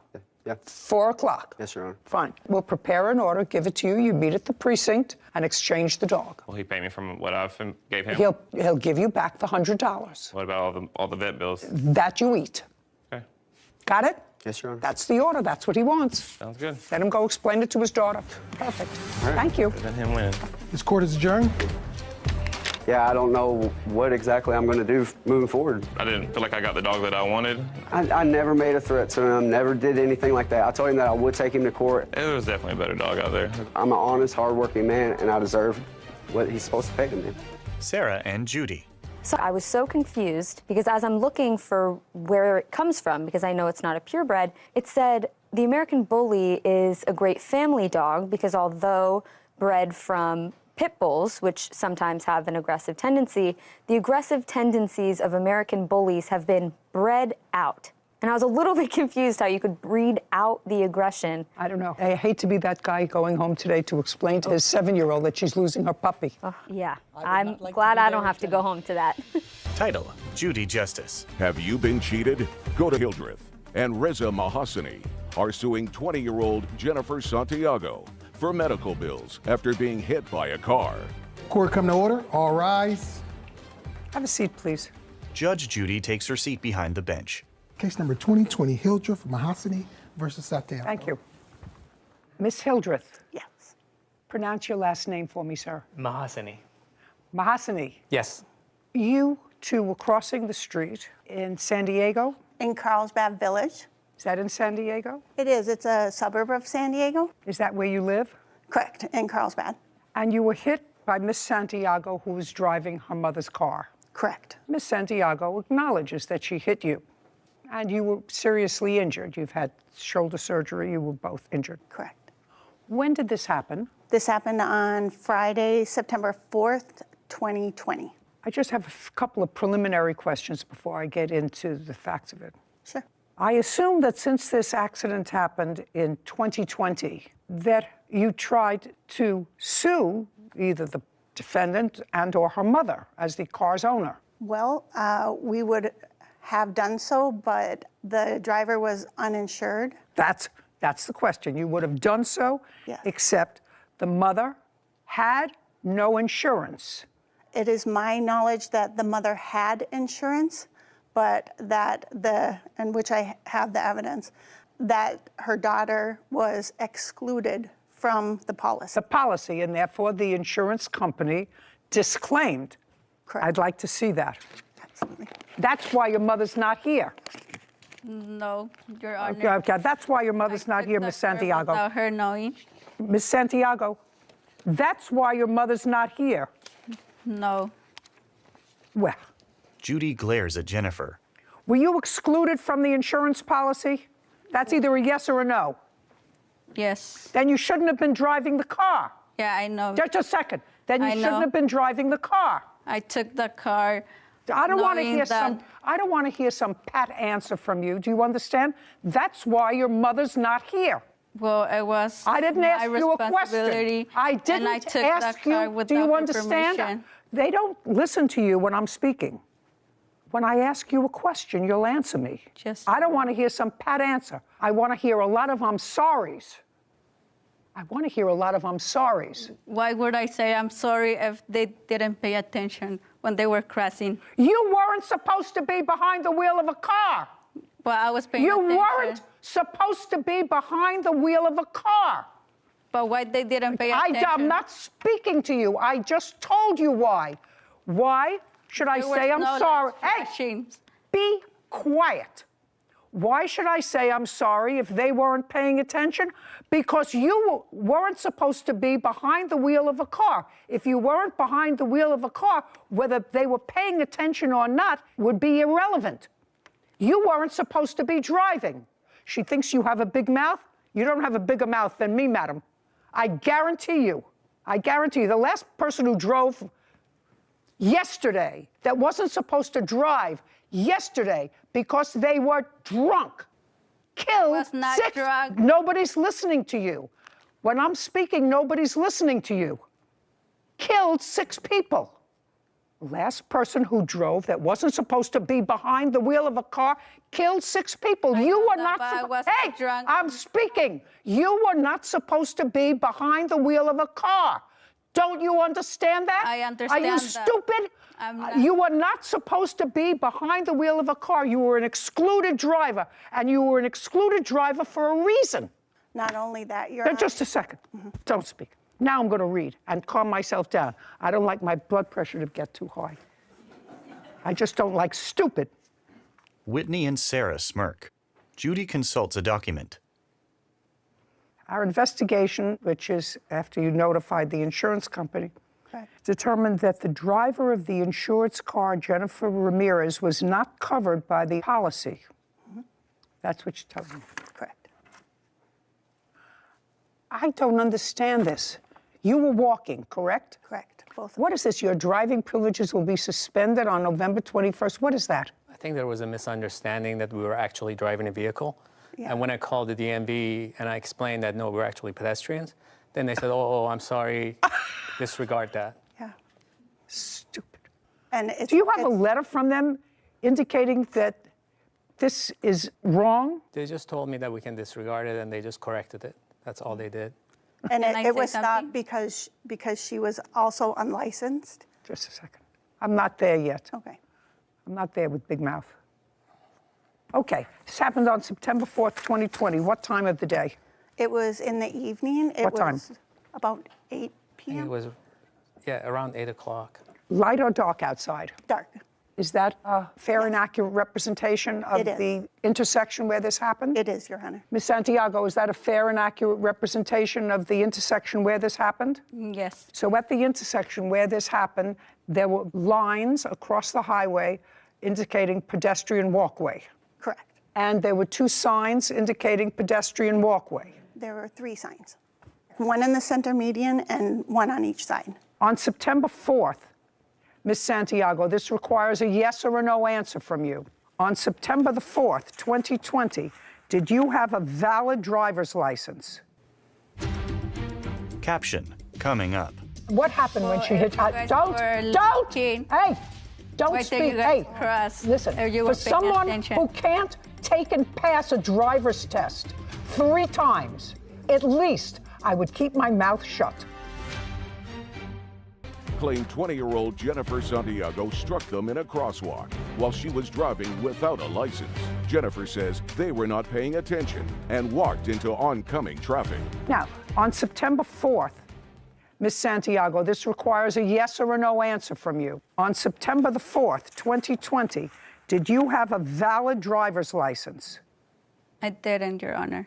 I said it's either a yes or a no. Did you have a valid driver's license? No. Did you ever have a valid driver's license? No. Do you have a valid driver's license today? No, Your Honor, because they... That's a no. What's your name? Vanessa. What? Giles. Stand up. Vanessa rises. Did you come with her today? Yes. How did you get here? I drove. My license. Just a second. You drove? Yes. In whose car? My car. What kind of car is it? Kia. Did you ever drive with Miss Santiago? Yes. When? Did you ever drive in a car where she was the driver and you were the passenger? Yes. When? Yeah. September 4th, 2020. 2 years ago. Other than September 4th, 2020, did you ever drive with Miss Santiago where you were the passenger? Yes. When? September 4th. I said other than September 4th. No. Other than September 4th. Other than that, no. On September 4th at 7 p.m., 7 p.m., where were you? We were at the beach. Carlsbad Beach. Sure, you were at the beach. Who else was at the beach? Santiago and another friend. He's a minor. He's 16. There were 3 of you at the beach. Anybody else that you knew at the beach? No. How long had you been at the beach? Like for an hour. So you got there at 6 o'clock in the evening? We got there at 7. We were going back home at 8. So you got to the beach at 7. What did you do at the beach at 7 o'clock? We were just sitting there, eating, relaxing, having a good time, as teenagers that we were. Now, did Miss Santiago pick you up or did you meet at her house? Just think, take a breath. Did you meet at her house, or did Miss Santiago pick you up? She picked me up. How far do you live from her? 2 minutes away. And what about the 16-year-old minor? 3 minutes away. Did she pick up the 16-year-old minor? Yes. How old was Miss Santiago in September of 2020? 18. Are you a good friend of hers? Yes, I am. You knew she didn't have a driver's license? Yes. Did you know why she didn't have a driver's license? She was still studying for a test. Had she taken the test before? Yes, she has. She had taken the test before. Yes. Do you remember how many times? Yes. How many times did she take the test? 2 times. And the 2 times she took the test, she failed it? Yes, she did. Okay. So now she's driving without a license because she's failed her driving test twice at the time of this. So she's studying to pass it maybe for the 3rd time, right? Yes. And now we have 2 years later, she still doesn't have a driver's license. Yes. Do you know why? No. Well, you're her good friend. Didn't you ask her? Well, it's 2 years later. Did you ever pass your driving test? She hasn't yet. Sit. Vanessa sits. Now tell me what happened at 8 o'clock on the 4th of September, 2020. I have pictures if you like, and would it be okay to approach the screen to show you better? No, it's not necessary. You were crossing the street. Correct. In a crosswalk, she hit you. Correct. We were. You That's what crossing happened. the street in a crosswalk, and she hit you. Yeah. So we had come to the crosswalk sign on the left side of the photo. We pressed the button. It illuminated the flashing lights to indicate that it was okay to cross. We looked to the left. Those 2 cars were already parked. We proceeded to the middle and noticed that the car in the furthest lane from us, that car was already parked. So we proceeded, and we were hit. What happened when she hit? Don't! Hey, don't speak. Hey, listen. For someone who can't take and pass a driver's test 3 times, at least I would keep my mouth shut until I look at you for an answer. Do you understand? Yes. And it was estimated by the officer that we... No. She hit you in a crosswalk. That's a crosswalk. This young lady knew I'm not... Did you hear me? I'm not speaking to you. Judy glares at Jennifer. You don't understand this was a really bad day for this kind of case to come into court. You do understand that? Yes. Okay, good. And you know why this is a very bad day for your case to come into court? No. Then you don't read the newspapers. I suggest if you read the newspaper, maybe you would be able to pass your driving test. Because either you failed the written portion or you failed the driving portion, one or the other. Do you understand? Yes, Your Honor. Good. Now we understand each other. Now you're almost at I'm sorry. You're almost at I'm sorry. When the defendant's car struck you, where did you land? I have photos to show. I'd like to see it. It kind of shows on the second photo there. Lisa hands photos to Kevin, who brings them to Judy. Oh, you hit her windshield. Who hit her windshield? We Is that both you? did, Your Honor. And the hood. That's not true.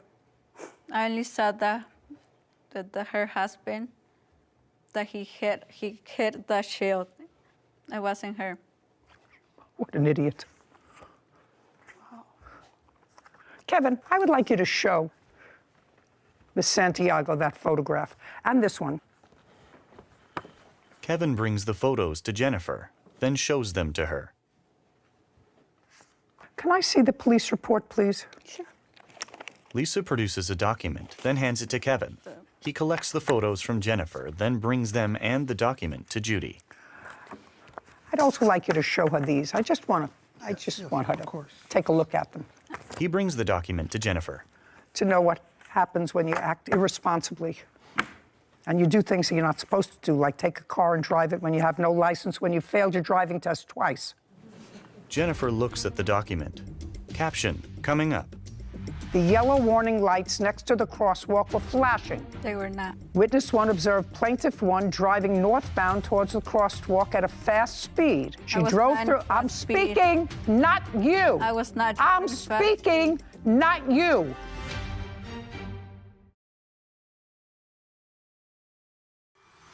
A courthouse. The Judy Justice logo appears. In the courtroom, Lisa, Reza, and Jennifer.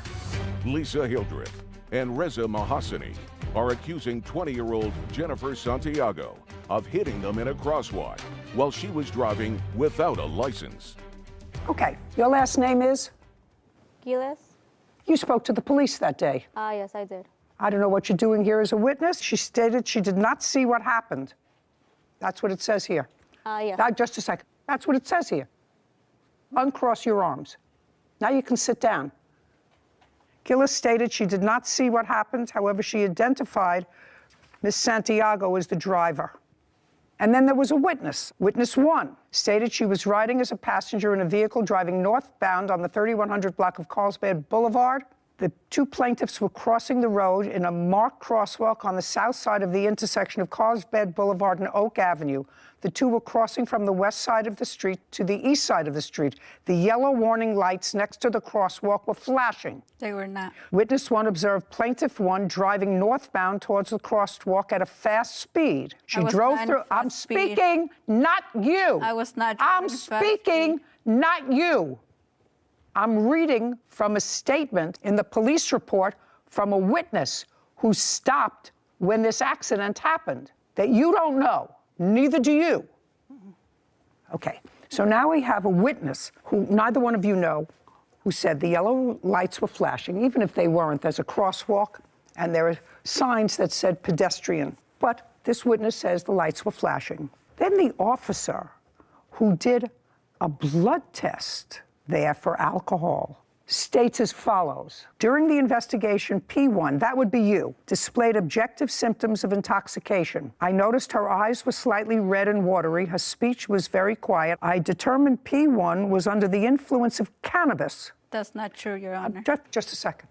Do you have any supplementary police reports? The only other thing that I have from the officer is an email that he... No.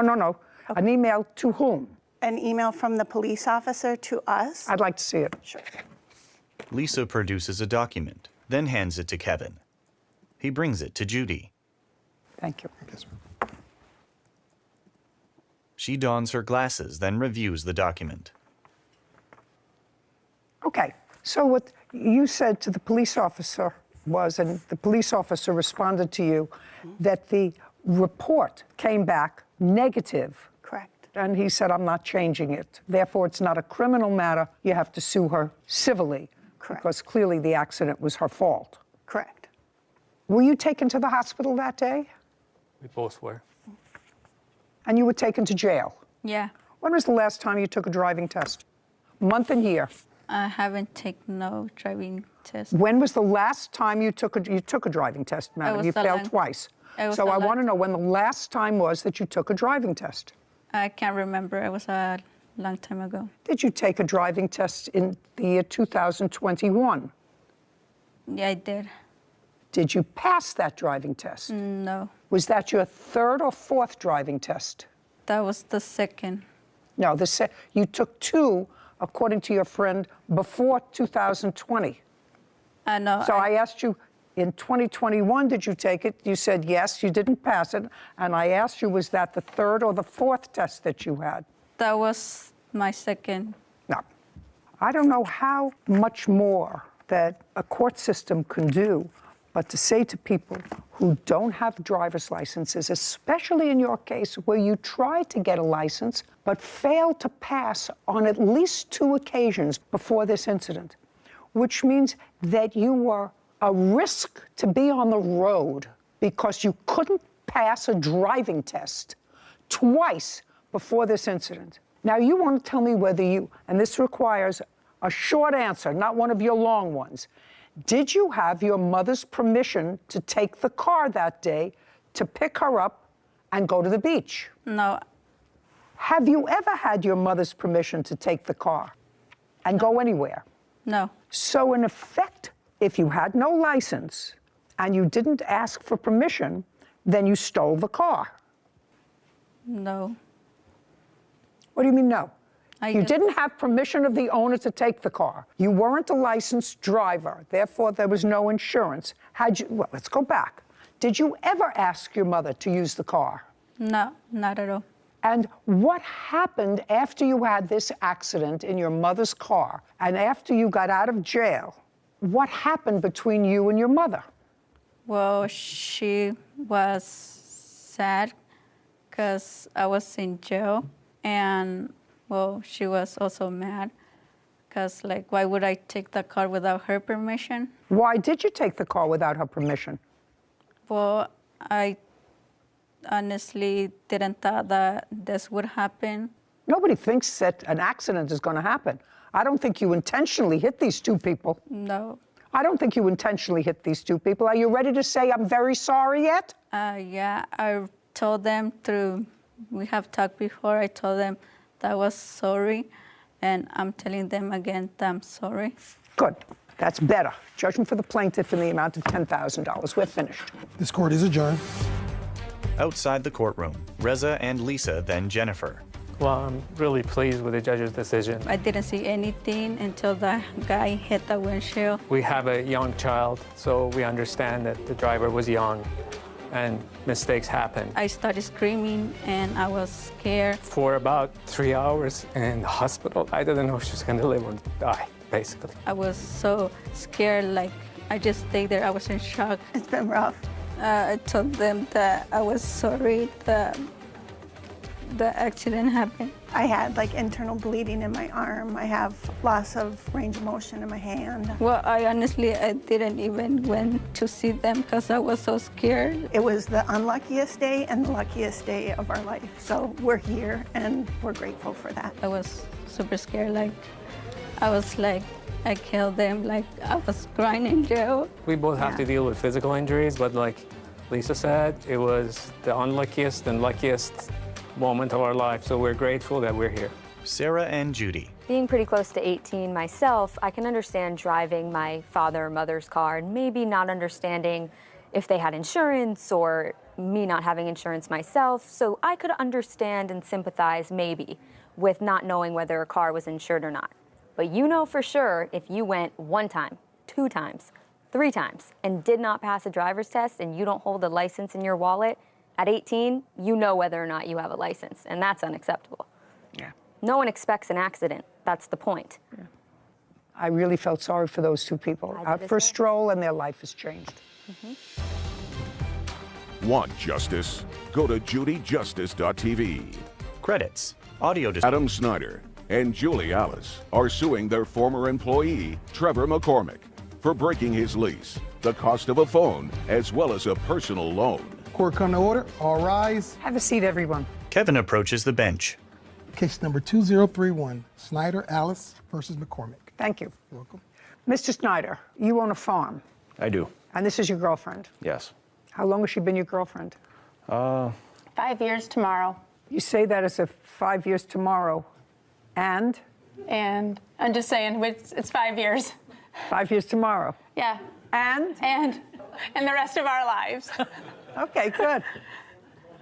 You know that? No, he's learning. He's learning. Terrific. Okay, this is what I'm gathering from the bare bones of the story. Mr. McCormick was dating an employee of yours. Correct. What was that employee's name? Natasha. When were you dating the lovely Natasha? We weren't really dating. We were an acquaintance.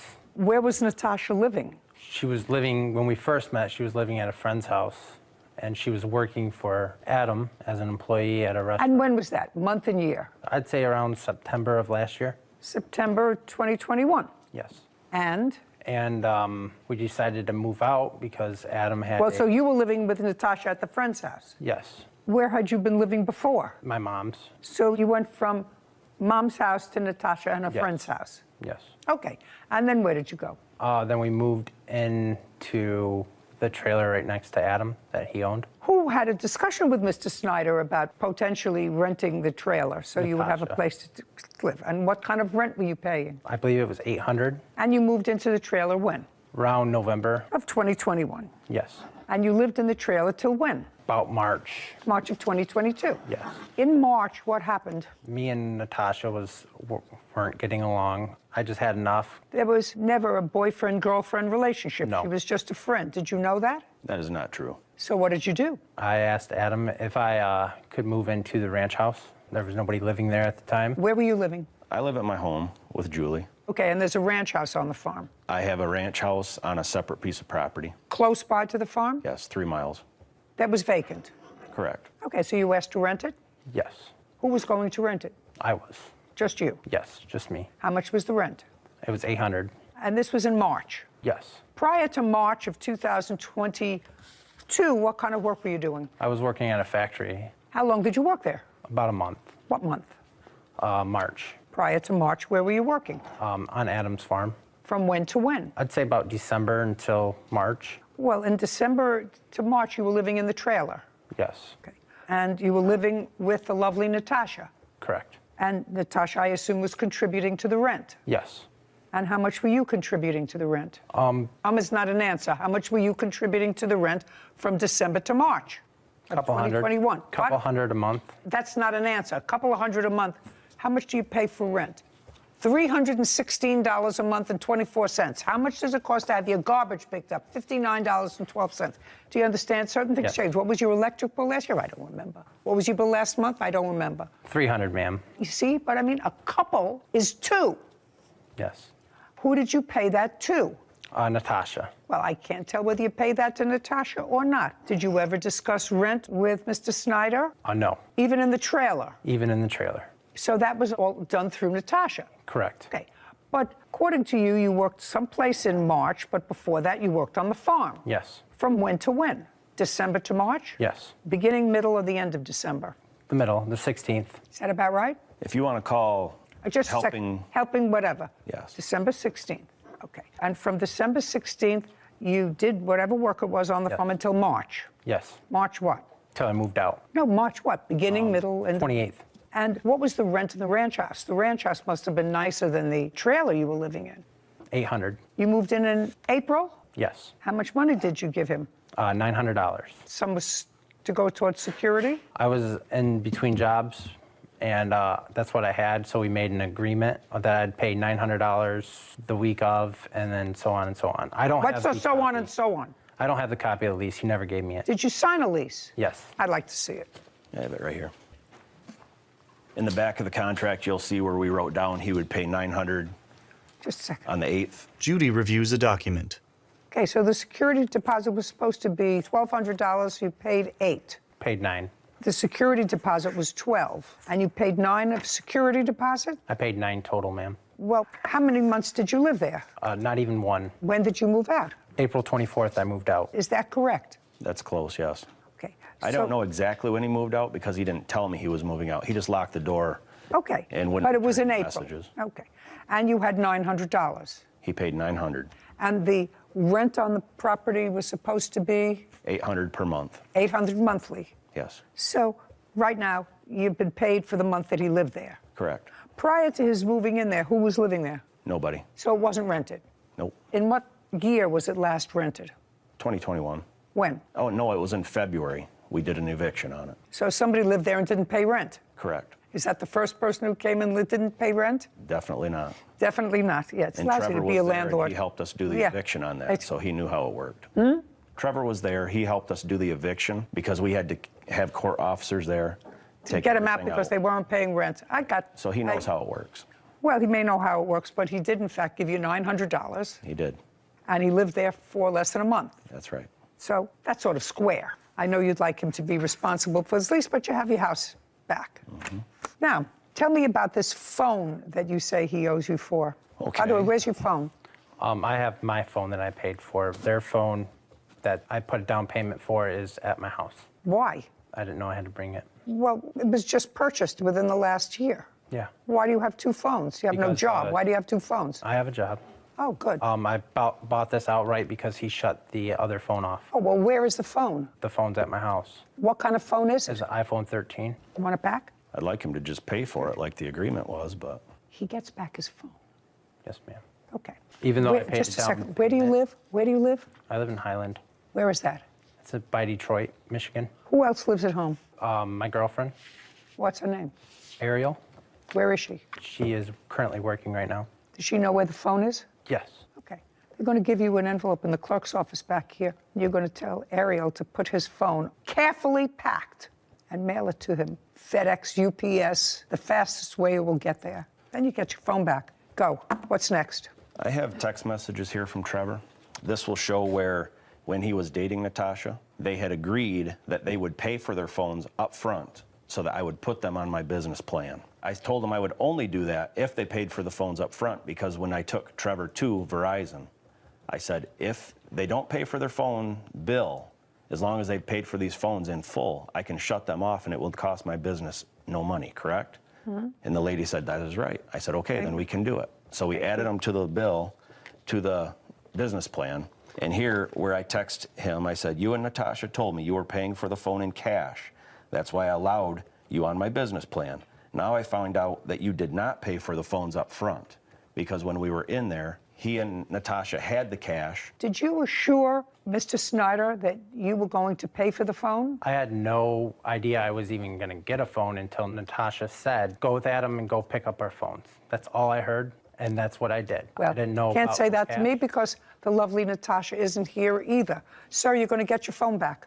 Is it one phone or more? We recovered the second one from. Well, you're going to recover this one too. You recovered the second one. Yeah. Second one was Natasha's? Correct. Great, we're going to recover this one too.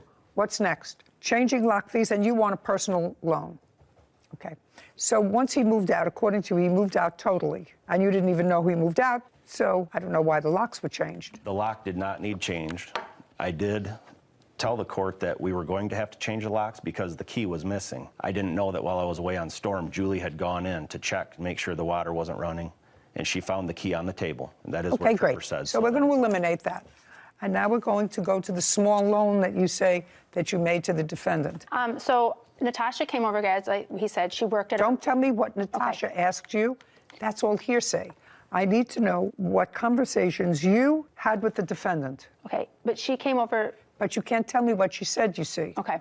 So and anyway, if you made a contract, if you made a contract with Natasha for a loan of money, even if it went for his benefit, do you understand? Okay. Even if it went for his benefit, he's not responsible. If Natasha says, I want you to give, what's your first name? Trevor.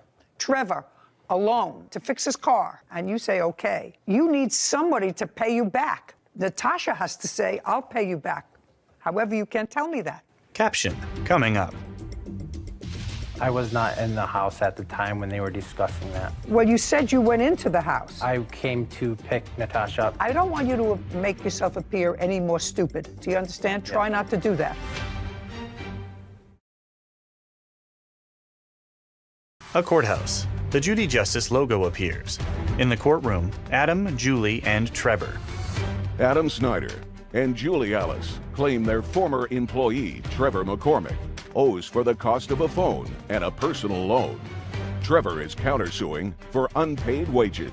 Now, did you ever have a conversation with Trevor about money? I do. I have a text message telling him. No, tell me, not a text message. The conversation was not verbal. It was by text message? Correct. Okay, so I'd like to see text message from him. Yep, this has from Trevor. This is his number. Okay, may I see it, please? Julie hands a document to Kevin, who brings it to Judy. She reviews it.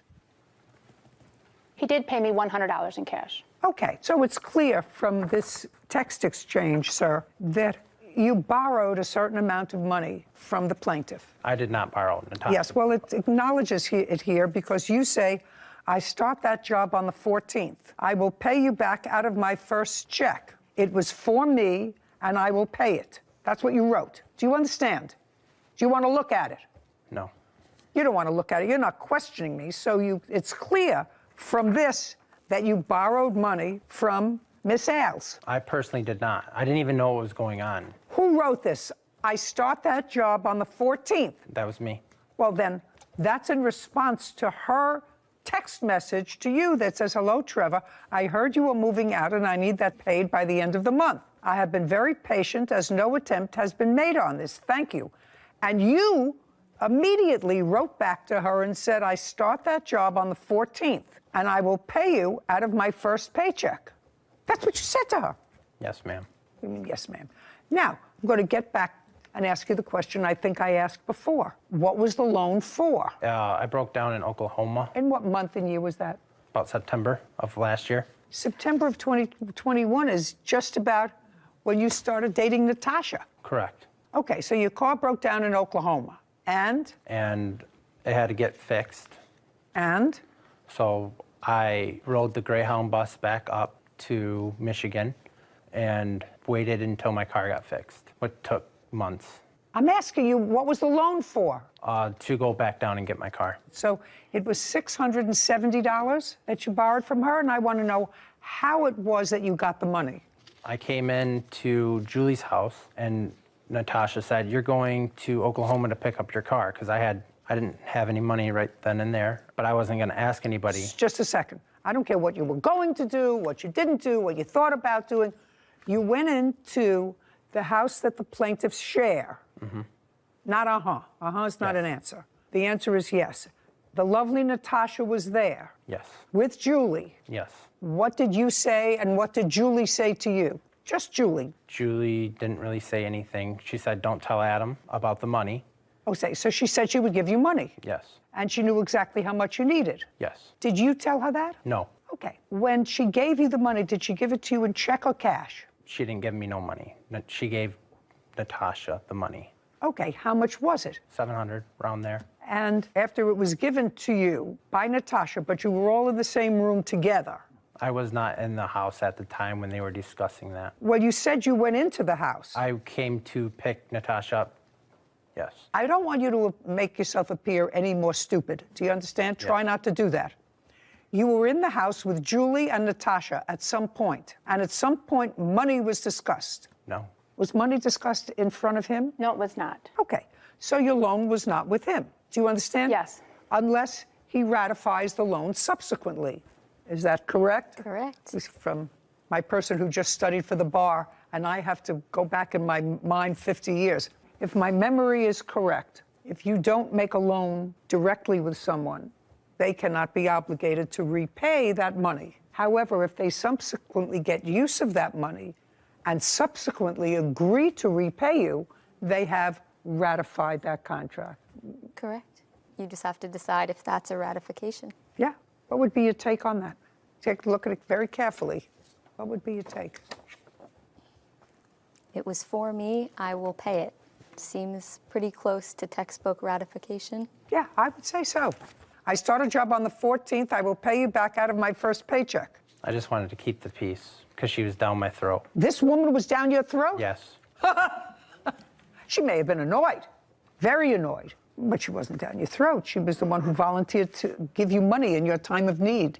How could she be down your throat? Okay. So far you paid her back $100. Is that what he paid you back? So he owes you $600. Okay. So far, Mr. Snyder, I'm not with you on it, on the rent. Okay. I'm not with you on the lock change fees. I am with you on the phone, which you're going to get back. He's going to get that back within 5 days. Otherwise, he's going to have difficulty. Here from the day that he did the phone purchases. Instead of paying for the phones up front, he also added a bunch of other cordless phone chargers and everything else to the bill. How much were the extras? Totally, there's 2,000. No. I don't want them total. Total, you're going to get the phone back. What were the extras that he charged onto the phone? There's a $41.99. $41.99. There is a $20.99. Okay. You know that I went to 7 years of postgraduate school for this. Keep going. $29.99. 7 years. They were very hard years. I also took the bar exam. Keep going. $29.99. $17.99. Oh, it's getting worse. Not better for you, Mr. Snyder. And $11.99. Worse. A lot worse. $122.95. Okay. You have a counterclaim. Yes, ma'am. For what? Working on the farm. Okay. Tell me about that. From when to when did you work on the farm? November to the end of March. And what were you doing between November and March? I was feeding cattle when Adam was on storm, watering them. To March what? The end of March? Yes, right. I thought you worked at a factory. I did both. Well, you can't do both. You work at a factory. I asked you if you had a job. You said, I work at a factory. I did do both. Well, now I need the name of the factory and find out what your shift was. I was, And you worked during the day? Yes. From when to when? From Time? 6 to 6. Well, I had... Just a second. Mr. McCormick, if you work from 6 a.m. to 6 p.m., it is not possible to work a full-time job for the plaintiff as well. I had a schedule of 3 3 on, 2 off. Okay, we're making it up as we're going along. Trevor smirks. Caption coming up. Did you have a financial arrangement with him for putting out these bales of hay? We never did. Although he did get paid for everything he did until the last day that he worked for me, where we were tearing apart a building. That's Oh, incorrect. just don't speak. Judy raises her eyebrows at Trevor. A courthouse. The Judy Justice logo appears. In the courtroom, Adam, Julie, and Trevor. Adam Snyder and Julie Alice have accused their former employee, Trevor McCormick, of refusing to pay the costs of a phone and the balance of a loan. Trevor claims he was not paid for the work he did on their farm. Now, did he work for you? It would be very minimal. He would put hay bales out, which would take 10 He would minutes. put what? Hay bales out for the cattle. Hay bales. Yes. At approximately what time of day? Because I'm not getting... He could come and do it when he got home from work. Okay. And did you have a financial arrangement with him for putting out these bales of hay? We never did. Okay. Is there any reason why you never did? Because he didn't do it very often, and he said he was just happy to help, although he did get paid for everything he did until the last day that he worked for me, where we were tearing apart a building. So he got paid when he worked for you? He did. That's Oh, incorrect. just don't speak. From when to when? When he helped me, it was very minimal. It would be... No, I'm not talking about the hay. You said he did, in fact, work for me. He did. I want to know, but not on the farm. He worked someplace else. He helped on another piece of farmland that I have. Okay. Where a barn had fallen down. We were tearing the steel off, and he worked 3 hours that morning. 3 hours what morning? The last day that he was there, it would have been... So that's in March?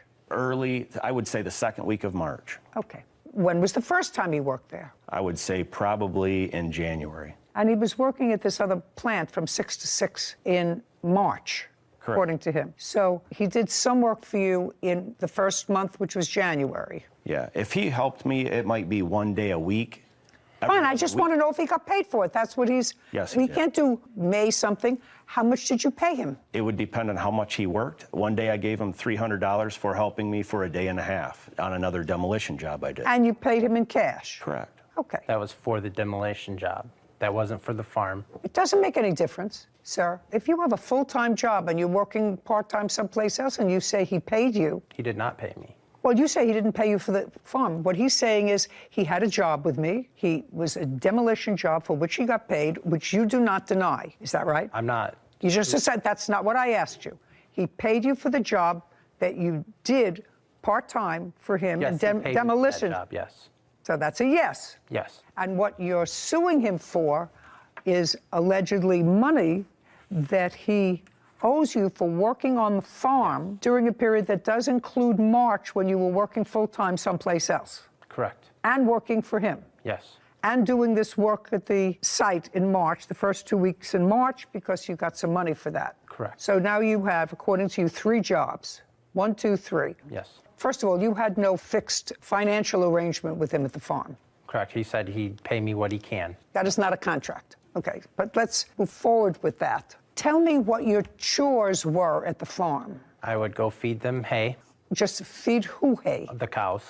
Okay, how many cows do you have? 130.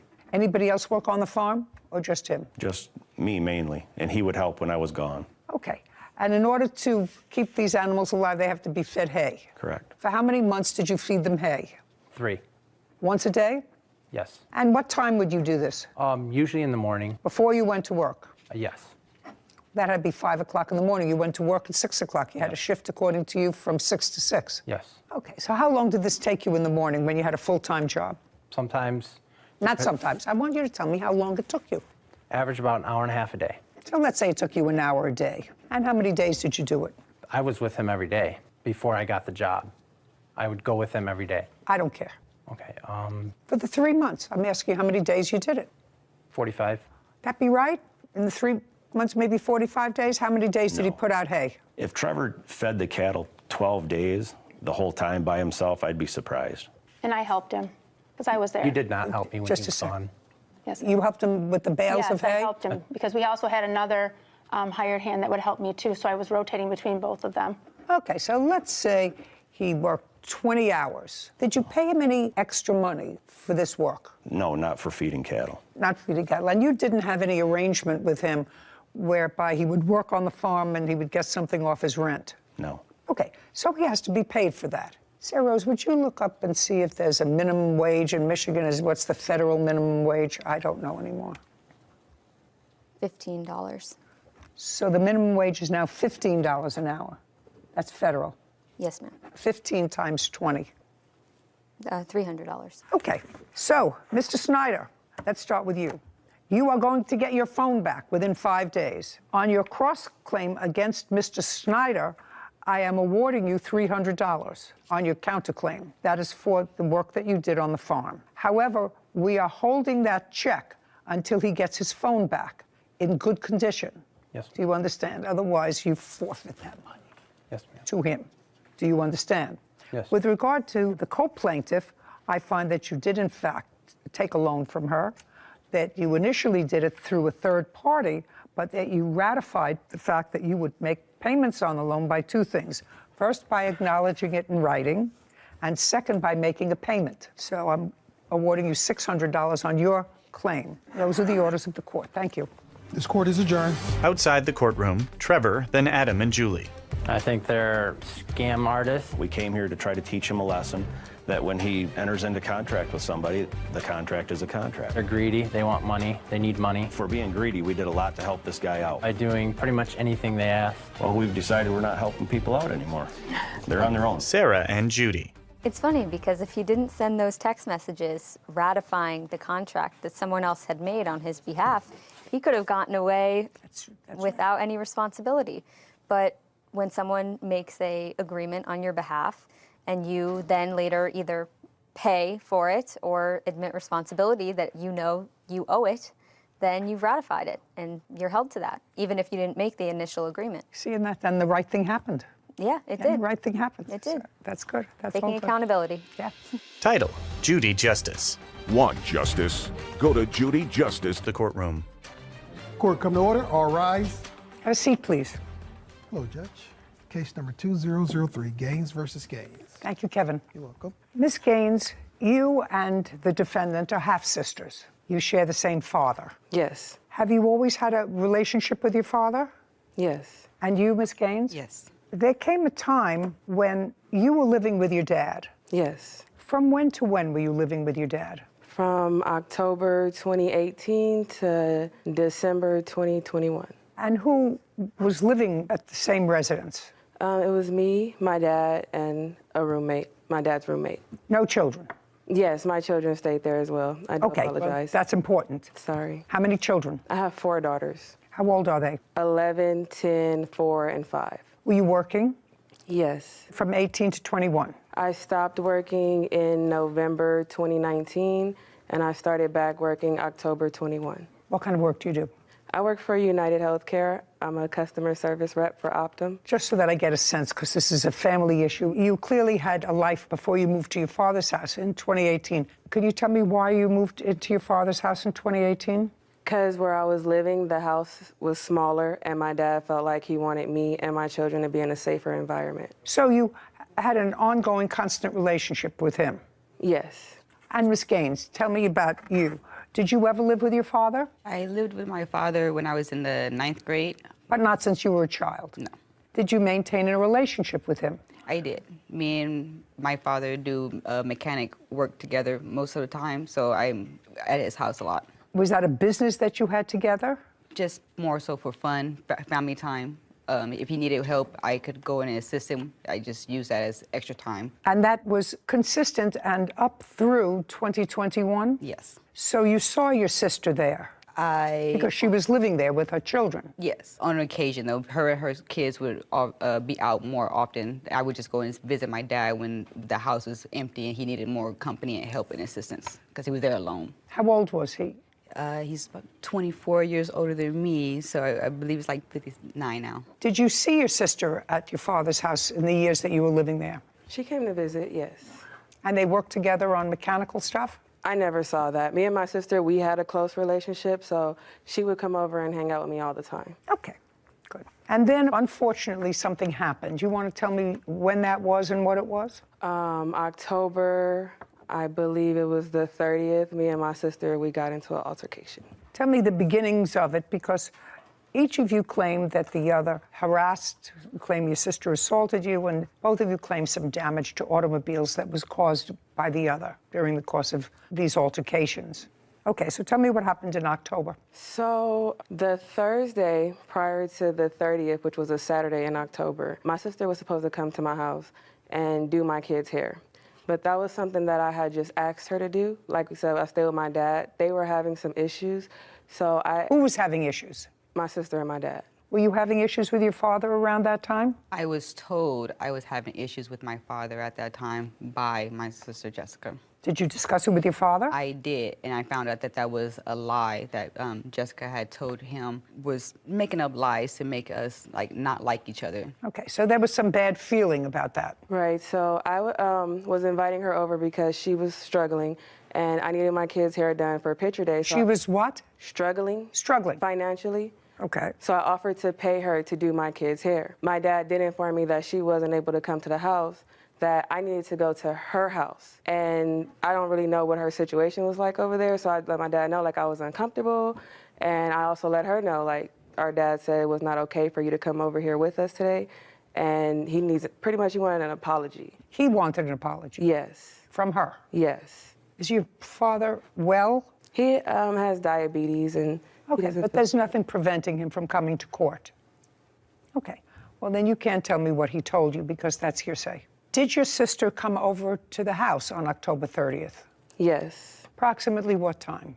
I believe 11:30 in the morning. Had you had a conversation with her that morning and told her not to come over? Yes. Did you tell her why? Oh, I can't speak on it because he's not here. No. I don't. My question is, did you tell your sister why? Yes. What did you tell your sister? That our dad would not want her there. Is that what she told you? That is what she told me. Did you ask her why? I did. What did she tell you? She told me that my dad was under the impression that I was hanging out with drug dealers and dangerous people, and that he didn't want me around. Did you call your father? I did. And you had a discussion with him? I did. Were you invited over to the house? I called. That's either a yes or a no? No.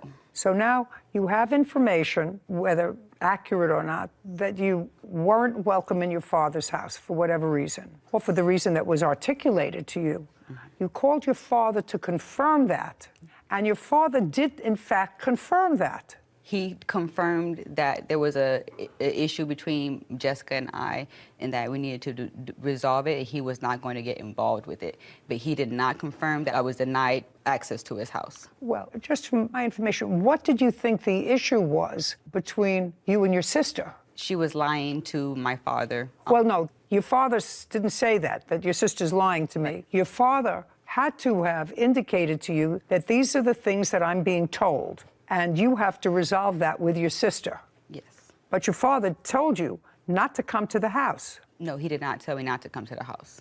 Did he suggest you come to the house? Neither. He neither suggested I come or not to. He just said I should resolve it with her. Yes. Okay. And you went over there that morning? I stated to her that I would come over and resolve it right then and there. You told him? They were both on the phone. Okay. I called his cell phone. Did your sister, then your sister said, I'm going to come over, and you knew she was coming? Yes, she said. Okay, that's a yes. You knew she was coming, so this wasn't a surprise visit. You knew she was coming.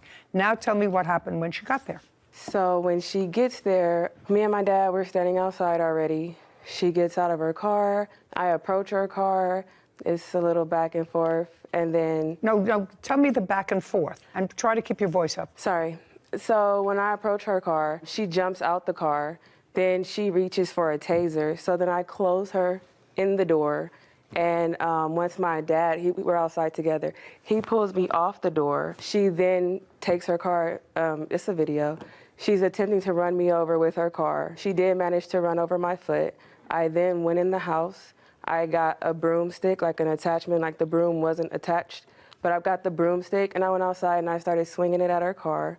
And I damaged the hood of her car and the window. And then she left? No. She stayed at the house. I went back in the house. She called the police, and I'm not sure what happened after she called the police. Well, did the police arrive? My dad informed me that we didn't know what she was telling the police, that when police come, everybody gets arrested. So he said, I had something to do that day, go get a facial at an appointment at 1 o'clock. So I just went ahead and headed off to that. So you left? Yes. You knew she called the police and you left, yes. leaving your dad to explain to the police what happened? My dad didn't talk to the police neither. So they just came? As far as I know, they just came, knocked on the door when I called to see if there was a report made. The police said no report was made. That was it. Okay, fine.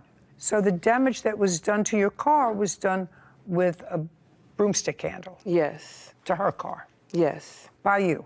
Yes. Now, Ms. Gaines, did you have a taser in your car? I don't own a taser. And when you got to the house, your father was standing with her? No. Where was he? He was exiting the house. She was already, when I pulled up, she was exiting the house. But he was outside? She was already at the sidewalk when I pulled up. Okay. So he was at the door. Well, why don't you tell me your version of what happened when you pulled up? I pulled up. I was recording the incident on my phone. I don't have that recording because it was on Instagram. I didn't want the embarrassment to go on any longer. I tried to screen record it, but it didn't save. Okay, so you don't have video? I don't have that full video. I do have a short video of her actually attacking the car with the stick that she came out of the house with, though. So I do have that I'd like to look at it. I have the full video. Okay, I'd like to see hers, and thank you for telling me you have the full video. Okay. I think the full video might be more sufficient because I have bits and pieces of the video. Kevin, I'm going to take both. Would you pull up the video that you have on your phone? We're going to go over to my family member's house right now to find out why we want to fight me. She has literally did everything in her possibility to make my dad my enemy. She has moved into his house, told him I'm on drugs. My family have come up with the excuse that I'm on drugs, and that's why nobody has come to see me. Yeah, do it. I'm on live. Video footage of Jessica hitting Joanne's car with a broom handle. First, Ms. Gaines, you do understand that you damaged your sister's car? Yes. Okay, and that you have to pay for that. Your tires had already been flattened how many times? 3. Do you have a bill for those tires? When I went to court, when she was suing me for her car, I just took the receipts as proof, and when the judge took it, I never got it back. No.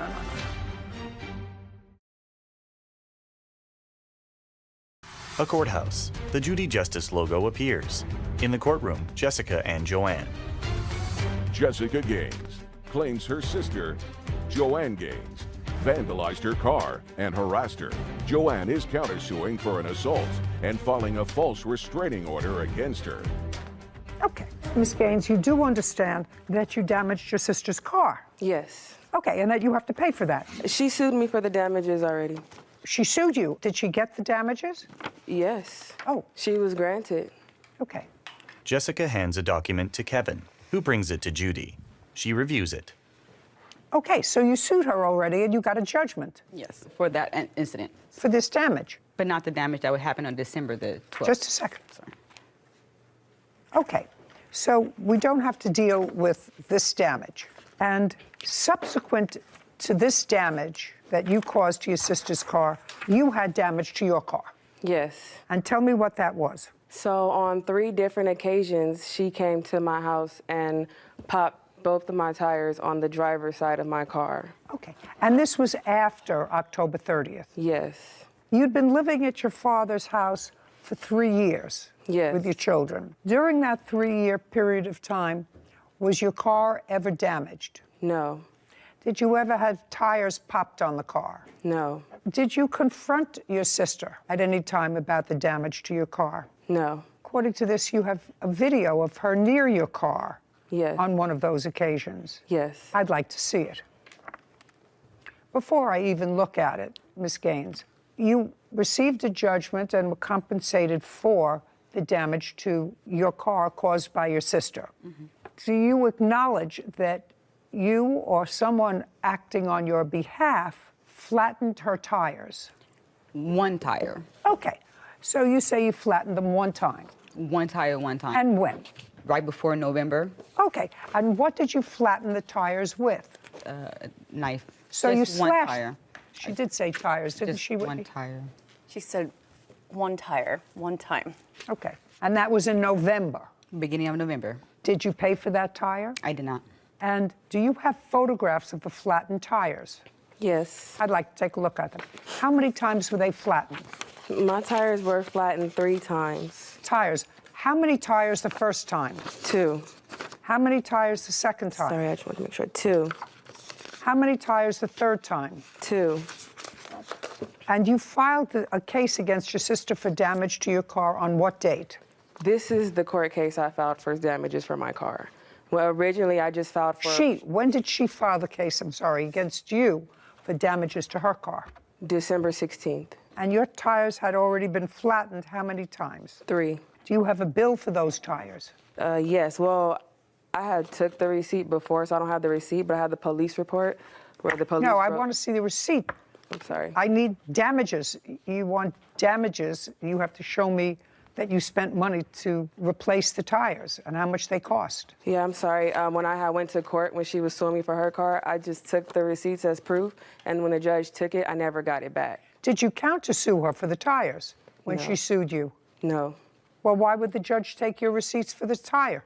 Because he took all of our evidence at the end of the case. No.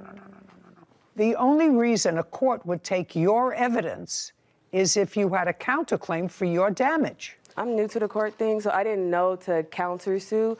So when I had to file paperwork, so when I went to court on our court date, I was just letting the judge know, like, look, she did these damages to me. I didn't file a countersue claim. I didn't know I had to do that. The judge looked at it and didn't return that to you? He said any evidence that we wanted to be taken into consideration to leave it with him, and I left it with him. And what kind of tires did you purchase? I believe they say Bridgestone on them. And what's the name, make, and model of your car? It's a 2005 Cadillac Escalade. Can you get me any information about that, Sarah? Cost of cars, 2000 Escalade, what kind of tires it uses? Okay, so the harassment that you're talking about by your sister, because that's the other part of your claim. The vandalism is one, which Sarah is looking up now. The damages for harassment were the tires being slashed, is that right? A part of it, yes. Well, what's the other part? Well, when I filed for the restraining order, the judge said it sounded like a family matter, so it didn't. So the court dismissed it? Yes. So on December 24th, which was Christmas Eve, I woke up and my tires were popped again. So I then asked my dad, is it okay if I record you reaching out to my sister, asking her to leave me alone so that if I do go to court again, I have some evidence? Because again, my dad didn't come to court back then. And he was like, I don't think I can do that because then she'll start messing with me and I can't afford to be down in the morning. Okay. And then I was just like, okay, well, at that point, I didn't feel safe there no more because she had already called Children's Services on me. And then every 2 weeks, my tires were being popped. I really couldn't afford it. I got it. Do you recall how much you spent for each tire? Each tire was $120. So you spent a little over $700? Yes. Okay. That's about right from what I'm seeing. Okay. So, Ms. Gaines, let me tell you how I'm going to rule on her request for damages for her car. But I believe that some things make sense and some things don't. And if somebody has an MO of slashing tires as their reaction to having their car damaged, and if you acknowledge doing it and doing it one time, it is not a giant leap from my imagination that you caused the same damage to all 6 of her tires. I don't find that a giant leap. I think the whole thing is foolish, and I actually don't see the basis for coming out with a broomstick, except that you were angry and lashing out at her car. You could have stayed in your house and called the police. There was no reason for you to come out of the house at all, except to confront your sister. You had an application for a restraining order against your sister? This is correct. And you had a trial on that? This is correct. And you were granted a restraining order? Yes. For how long?